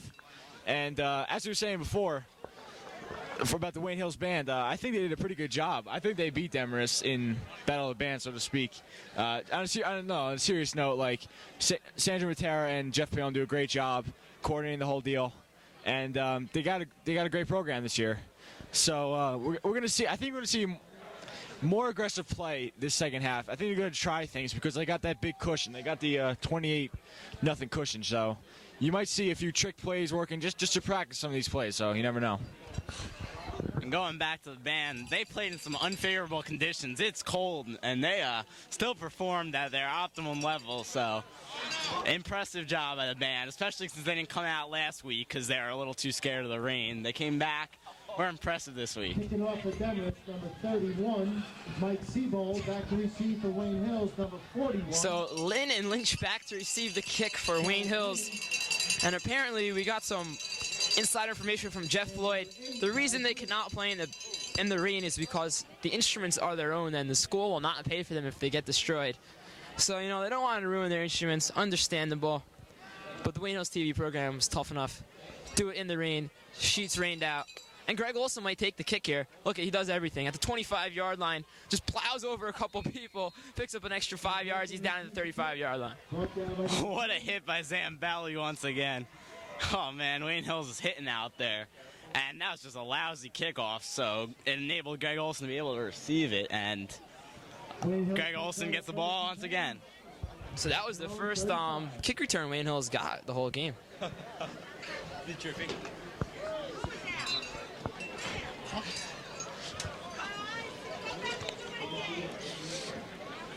So Wayne Hills with I formation, two wide receivers on the far side, Bucci on the near side, Lynch now in motion for Wayne Hills. Monahan snaps the ball, hands it off inside to Torrin Williams, who scampers up to the 37-yard line. That'll be 2nd and 9 for Wayne Hills. So Demarest not refusing to quit. They're not going to give up. They are going to keep battling and fighting to the whistle.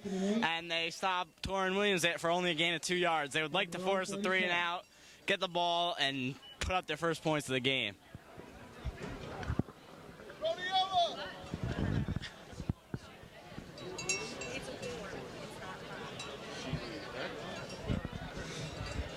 So pro set right now. The handoff goes to Torrin Williams, and he gets taken down for a nice loss. Best play of the game right there by the Demarest defense. Number 55, Michael Kang with a tackle. Wilson went on the play. He's going to give Wayne Hills a 3rd and 10. So again, Demarest is not gonna do. They're gonna do everything they can to stop Wayne Hills. Down 28-0, showing a lot of heart, and it's 3rd and 10. So big play for Demarest defense to get them the ball back. So 3rd and 10 right now. 10:40 left to go in the third quarter. I formation for the Patriots.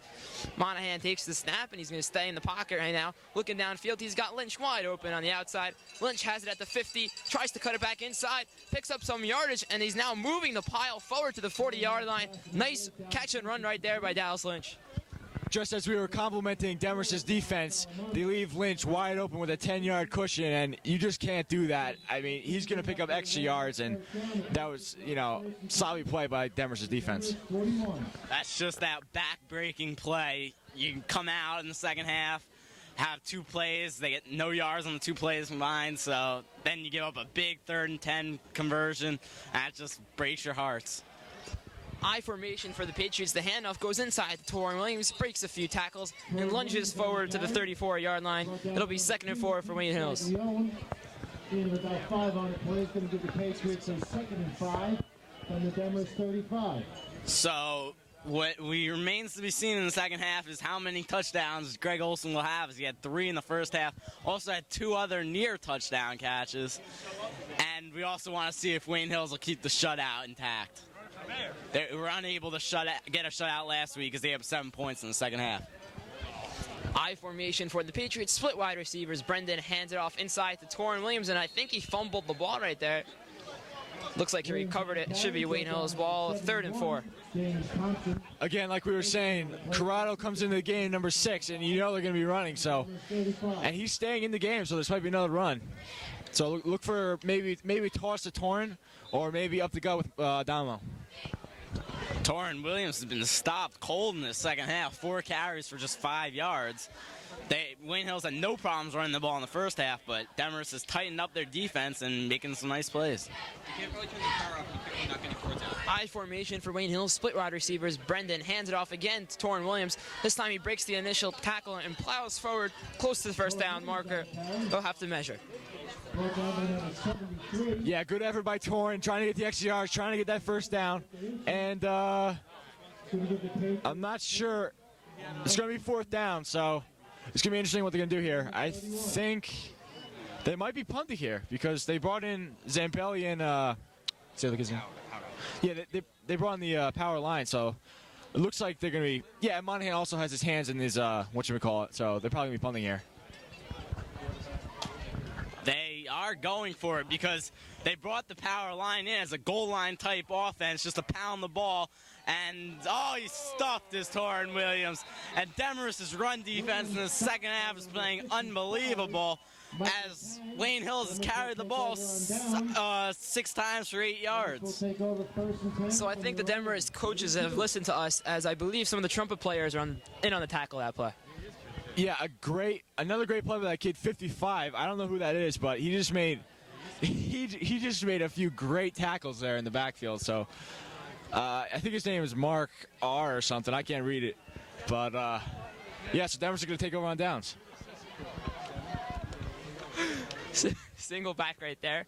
Esposito pitches it out to Greer, and he gets taken down for about a 3-yard gain by number 29, David Dama. Again, Paul Ogden, number 55, because of Mark Rosenberg. Maybe Mark Rosenberg is number 55 on Demarest.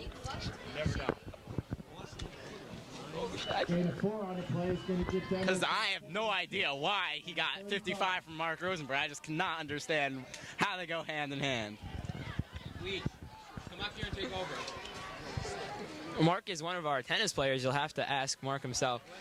So Greer gets taken down for a 2-yard loss in the backfield by number 4, Greg Olson, I guess, on the tackle. It'll be 4th down for Demarest. Third down. Joe and I are mistaken.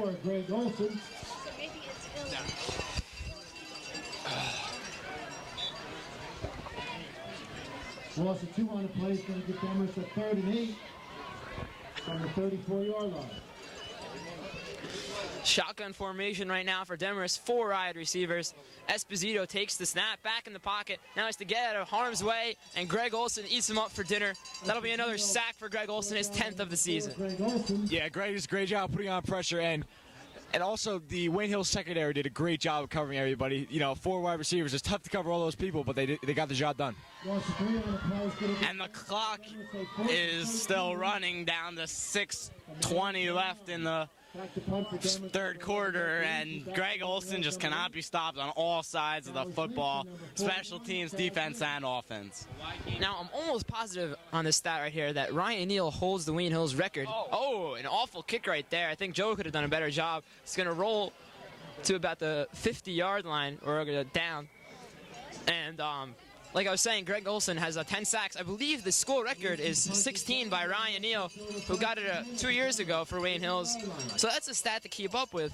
Can Greg Olson get 17 sacks and get the Wayne Hills record? And I don't know what the state record is, but I can't imagine it's too much higher. Got to be around 18, 20. I mean, it's tough. You play short seasons. You got to put up a lot of sacks in a short amount of time.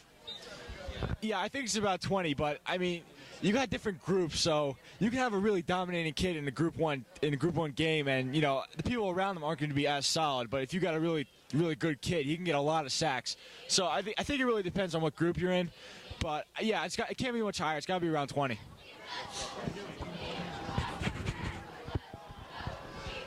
So the handoff goes to Torrin Williams, and he breaks the tackle. He's at the 10.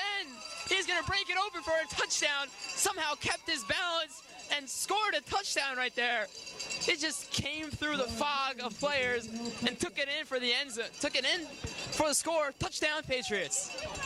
Yeah, I mean, the Demarest run defense did a great job in the initial part of the second half, but I don't know what happened. He just broke a few tackles there, and none of them decided to take him down, and he just ran by everybody. I don't know if Scott or Joe would remember this, but a couple weeks ago in Jacksonville, Fred Taylor looked like he was taken down for a loss by Marvin Jones, my mistake, and he somehow kept his balance with one hand, spun around, and ran for a huge gain. Scott, remember that play? Yeah, I saw the play. It was unbelievable balance, and Torrin Williams shows it as Adamo knocks the extra point through the uprights, and it's 35-0 Wayne Hills. But Torrin Williams, who's been a touchdown machine at times, like last week, he scored 3 touchdowns, I believe, gets his first touchdown of the day. So if Statboy can get us the numbers, it would be great. Statboy, how many yards does Torrin Williams have right now for this game? Torrin Williams now up to 159 yards rushing on top of his 5 yards receiving, so that would put him at 164 total and the 1 touchdown. And he's got 22 carries, so he's the workhorse today. So as Justin said it best, Torrin Williams, the workhorse for the Wayne Hills Patriots offense, carrying it 22 times for 159 yards and 2 scores. And Joe, you can't stress it enough. You got to get the ball in the hands of the big players, and Wayne Hills has done it in today's game. Yeah, I think Coach Olson has given Torrin the ball a lot more today because last week he didn't get too many touches, and I think he wanted to give him more because, I mean, it's 35-0, so you want to just try as many options as you can. And Wong is his name. He's going to be stopped, so Demarest going to take over about their 35. So Tommy Wong just intercepted it from his teammate right there and took it out of bounds for Demarest. Some miscommunication right there on the return team. I think Tommy Wong was trying to make a name for himself. I believe you're going to see Chaz Lynn start playing a lot at running back now. Torrin Williams has his 22 carries. They're going to start mixing in Chaz Lynn, and he's a big play guy as well, so you could see a couple of long runs from him. Single back right now, 4 wide receivers for Demarest. Esposito looking for the screen pass to number 2, Keith Scaglione, and he gets thrown out of bounds by Monahan. He'll have the first down at the Demarest 45-yard line. Yeah, that was an interesting play there. It's just like kind of a quick screen. They were hoping that those 2 wide receivers out there would block for them, but actually they did get the first down, so I guess the play was effective. But yeah, it was definitely interesting. 5 minutes left to go in the third quarter. Wayne Hills up 35-0. Now have it. Demarest has it at the 47-yard line. Single back once again. 4 wide receivers for Demarest. Esposito hands it off this time to Greer, and Greer picks up a few yards, and then Mike Otterbein takes him down for about a 5-yard gain. And just a little side note, a lot of the Rampo players actually now are here, and they're observing the game. So, again, it's only 2 weeks away, so you gotta start looking at different plays and who's good and who's not. So, they're writing on everything right now, as they should be. Now, I think Rampo pretty much knows who's good and who's not, but they want to look for tendencies in Wayne Hills. Like Scott and I were saying before, the tendency when Ralph Corrado's in the game, they're going to run the ball. And it's picked off right there by Chris Zambelli. Zambelli's got some running room. Oh, and he gets taken down from behind by his counterpart, by number 54, not number 34. number 54, Michael D'Amico. So Wayne Hills will have it once again in Demarest territory, 1st and 10. I don't know where that pass was going. He throws it right into Zambelli's hands. There's no receiver really that could have gotten to, unless he threw it. The ball goes through Zambelli, which didn't happen, right into his hands. A nice interception. But getting back to the Ramapo players, these teams are so evenly matched, Wayne Hills and Ramapo, that every bit of an edge you can get is going to be a critical part of the game. So that's why they're here scouting every play that Wayne Hills makes.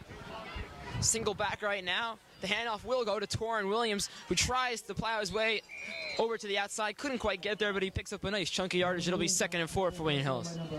Yeah, Torrin definitely showing endurance here. He's got, what, 25 carries now, something around that. And he's still bouncing off a guy, still getting the extra yards. So that shows a lot from Torrin. I think this will be the last drive Torrin will play once Wayne Hills puts up another touchdown, which they will probably do on this possession. Right now, the Demarest defense is just tiring out. Way to put on the jinx, man. What are you thinking? If they don't get a touchdown, it's all your fault. Torrin has some running room, and he limps ahead to the 35-yard line. It'll be close to the first down. It'll be 3rd and short for Wayne Hills. Now, Scott, what would Mr. Mandel say to that comment? I mean, everybody knows that fate takes precedence over everything. So Wayne Hills is either destined to score here or not. So, frankly, Mike's comment does not make a difference. Now, come on, you gotta apologize to Mr. Mandel for that. Come on. He was godlike right there. He got out of himself, and he might change the result and complexion of this game. What if a player down there heard what he said, got a little too overconfident, fumbles the ball? You never know. So Scott right now is predicting a fumble. I don't know who's jinxing it more, me or Scott. Power eye right now for Wayne Hills. Monahan has some running room. He's got David Adamo wide open in the flat, and Adamo's got some running room. He bulges his way to the 15-yard line, 1st and 10, Wayne Hills. That was definitely typical Adamo right there. He had the sidelines open. He didn't care. He ran right at the cornerback. Most guys would try to, dodge him or try to juke him out, but no, he just ran right at him. And, whatever gets it done for him, man. The shortest distance between 2 points is a straight line, and Adamo wasn't going to try to run sideways. He was just going to run straight forward and run over anything in his path. Single back for Wayne Hills. The pitch goes outside to Torrin Williams. He's got some blockers ahead of him. If he lets them get there, stiff arms number 8, Thomas Wan. But Wan makes the tackle anyway. It'll be a loss of 3 on the play. Just hold on to the football. I don't want to be the one who cursed the team. Just don't fumble. That's all I got to say. Yeah, you can see that play dissolving when it first started. Some blocks, but not too many. So, it'll be 2nd down here in about 12. See what Wayne Hills can do. So 55 seconds left to go in the 3rd quarter. 35-0 Wayne Hills. Single back once again. Split wide receivers, Lynch and Bucci on the far side. Monahan back to pass. Looking for Greg Olson, and he underthrows it once again. Brendan's having trouble on that short ball sometimes today's game. Greg's looking for the century mark in receiving. He's stuck at 98. Had that pass in the corner of the end zone that was ruled incomplete. Then just missed making a juggling catch at the end of the half. And this pass would have gotten him over 100, but the ball was underthrown. So 39 seconds left to go in the 3rd quarter. Wayne Hills up 35-0 over Demarest. Brendan talking to Coach Olson right now on the sideline, and he comes back towards the huddle. Mike, what play do you think you'll be running here? At 3rd and 11, I think they'll try to get some of the guys downfield and then maybe an underneath to Greg Olson. We'll see who's open. So Monahan is going to scramble out of the pocket, and he somehow eludes some tacklers, and he's still on his feet. Can't quite get rid of the ball, and eventually gets taken down by 3 Norsemen on the play. Yeah, again, like Scott was saying the whole game, he's rolling out, and he just rolled right out into a Norseman right there. So, it's going to be about 4th and 25. So, I mean, I don't want to say that, he kind of cursed himself there with that rollout, but, I think he should stay in the pocket more. As the 3rd quarter comes to an end, let's have a perspective of just a person who's watching the game, just a fan, random fan right here. Yeah, I think it's a great game. So far, we're kicking their, yeah. So looks like Wayne Hills is going to come on the punt after the third quarter. And that's a tendency that Ramapo might want to look at, is Brendan's tendency to run out of the pocket, and it's sometimes unnecessary. Brendan seems like he throws better out of the pocket, so he's just trying to throw to his strengths, I guess you can say. Some quarterbacks are better out of the pocket. It gives them room to see downfield.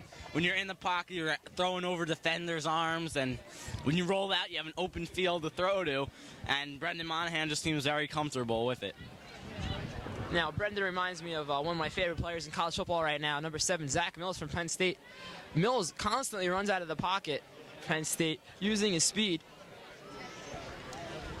Mike, last week, now, we discussed this. Now, last week, we said nothing about college football and definitely nothing about baseball. Now, you're breaking your promise, Mike. Come on. You can't do that. Come on. Joe feels strictly football, or high school football, I should say, should be talked about in this game. But I think otherwise. So Monahan takes the snap, will kick it from the 40-yard line, gets off a hot, booming kick, and it's taken inside the end zone, so tough break right there for Wayne Hills. Only going to give Demarest 10 more yards of field if they didn't convert. Yeah, Chaslin almost had that down, like, at the 2. If he just stuck his arm out, or actually a little bit more than that, but, you know, he almost had it. That would have been a great punt by Monahan. Lynch had the right idea, trying to position himself in a spot where he can down the ball. The only problem is he was a foot inside the goal line, so tough play right there for the Patriots, as they only give Demarest 10 more yards of the field. That was, again, a terrific punt by Monahan. He gave the opportunity for Wayne Hills to down it inside the 5-yard line, but they just did not come up with the play, as there's a toss for no gain on the play. So the toss goes to Greer on the outside, and he gets tackled by a host of Patriots for no gain. 2nd and 10 in the 20-yard line. 11-17 and counting left to go in the fourth quarter, my mistake.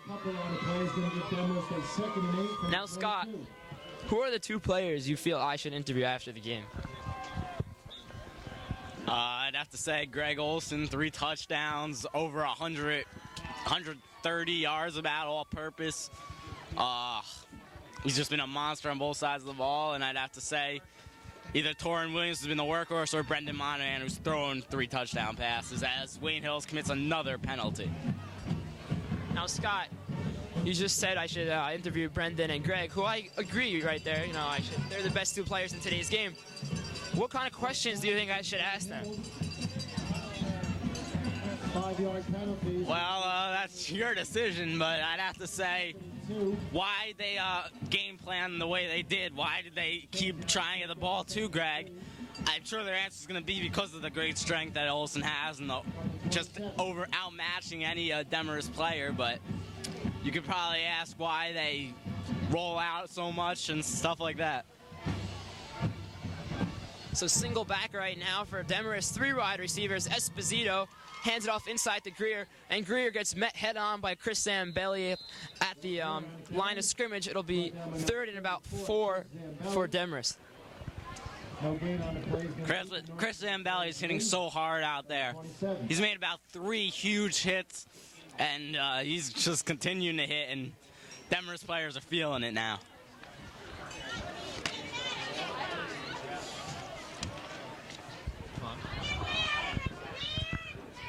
So 3rd and 2 for Demarest, 9:40 left to go in the fourth quarter. Single back formation right now. 4 wide receivers, 2 on each side. Esposito running the option play this time, and he just gets it off to Greer before Shaleri can tackle him. Picks up the first down and then taken down by number 33, Scott Pospisil. It was actually Greg who almost got to the quarterback. And that is the first 3rd down conversion all day for Demarest. It's been huge how Wayne Hills has stepped up on 3rd downs and stopped Demarest, so they finally convert.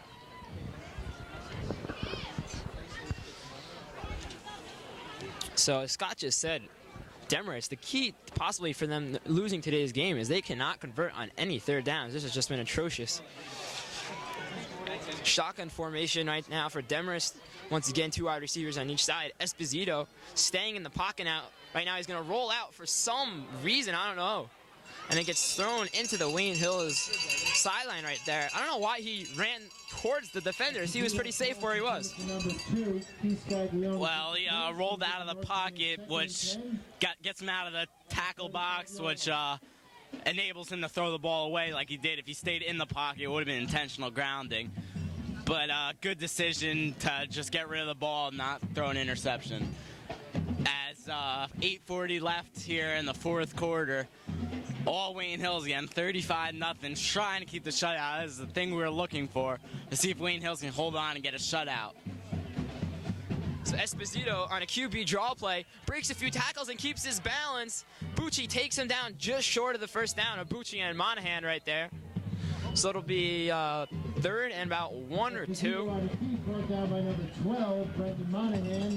Great play there by Esposito. He saw an opening in the middle, was able to get some nice yardage, some nice moves on the play, and it'll be 3rd and 2. Let's see if they convert 2 third downs in a row.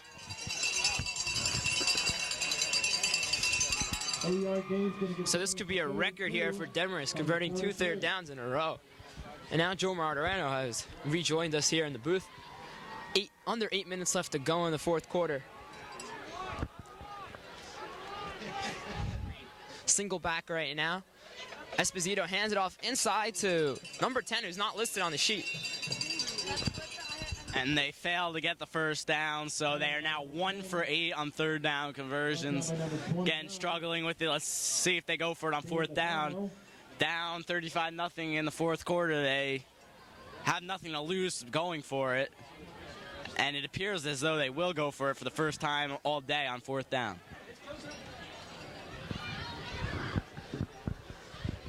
Now, Statboy, why don't you read off some latest stats here in the second half while we have some time for the measurement. Well, different half, same story. Wayne Hills still converting 3rd downs. They're currently 50%, 5 for 10. Demarest, as mentioned before, 1 for 8. As I said, first 4th down attempt for Demarest all game, and for Wayne Hills, Torrin Williams has ran up his total to 167 yards, and expect to see Chaz Linden pretty soon, as well as Jesse Farina, who I saw warming up on the sidelines with number 5, Ryan Mink. Interesting observation, seeing the backup quarterback, Jesse Farina, warming up. Farina is a junior, and with Monahan, a senior, graduating next year, you expect to see Farina compete for the starting job as the Wayne Hills Patriot quarterback. And it'll be 4th and inches as their spot. It was originally 4th and 2, now it's 4th and inches. So this is something that Demarest probably lacks here, is a strong running game. Esposito trying to draw them off sides, and looks like someone on Demarest jumped, should be moving it back 5 yards. We'll see what the call is. Well, the hard count did work as Wayne Hills players were jumping, but the Demarest lineman did not keep his ground, and you can move defensively as long as you don't touch an offensive lineman. But the offensive line, once they are set, cannot move at all. As long as they flinch, that is a penalty, and we will not see them try their first 4th down attempt.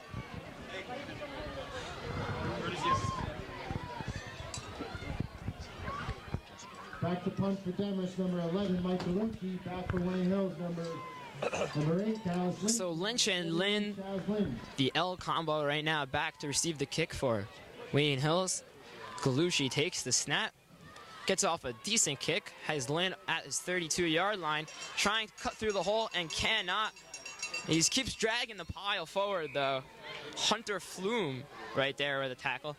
Lynch receives the punt, brought down by number 3. So let's see if Monahan is pulled from the game. There's a flag on the field. There's another flag on the field. Awaiting the penalty.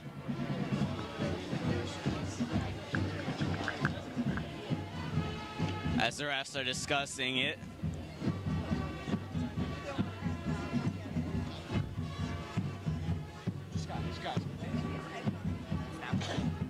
And the penalty will be a holding against Wayne Hills to tack on 10 more yards to penalties. Wayne Hills, again, lacking the discipline in the penalty category the last 2 weeks. Second half of last week's game was atrocious, the penalties. It was raining yellow flags, and this week they have not been much better. They are a little bit better with only 7 penalties for 52 yards, but last week they had over 100 yards of penalties. That is why they did not score a point in the second half, despite being up 30-0 at halftime. And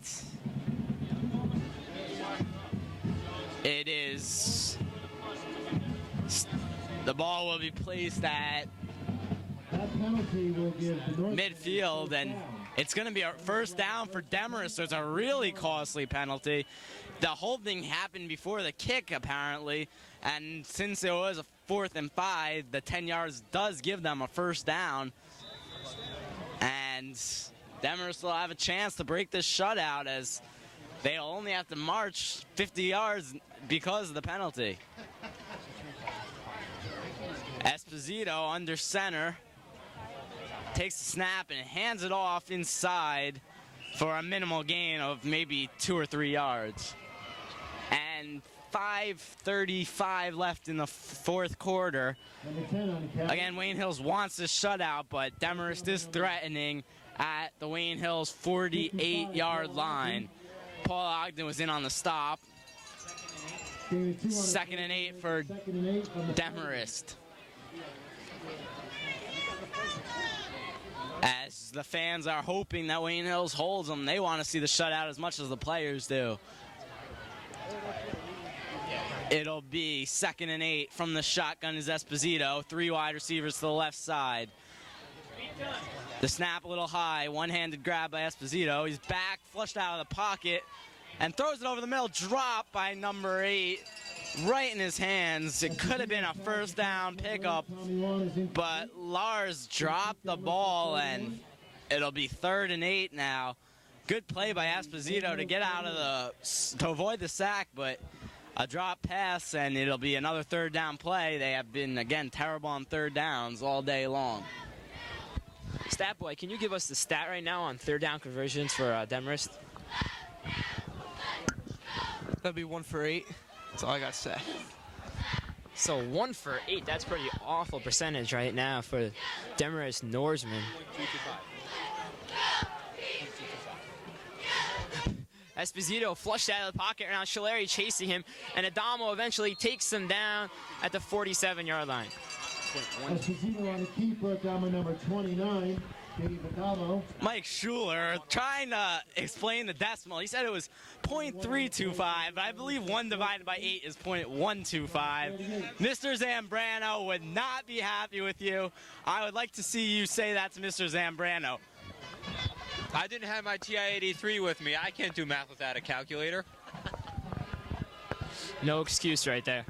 So that'll move him at 1 for 9, and that'll be .111111111. You can go on forever if you had to keep doing that.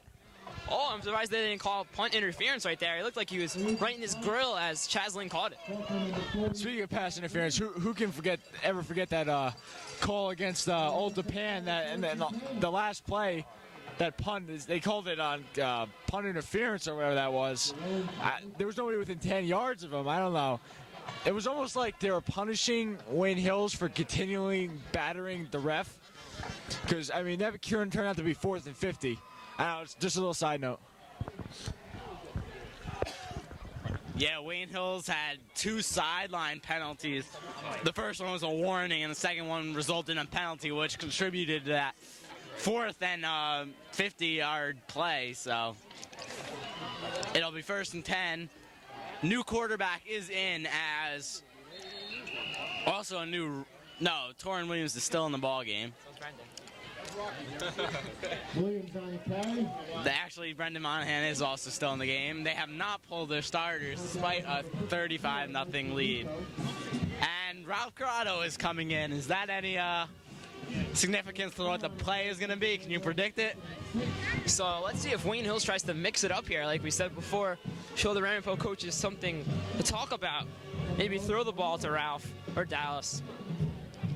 Wayne Hills, looks like they're going to go for a power run formation. Let's see what they do.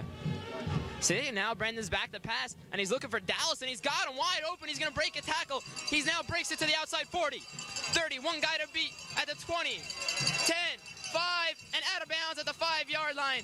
Great play and play calling right there by Wayne Hills, showing Demarest a little flair.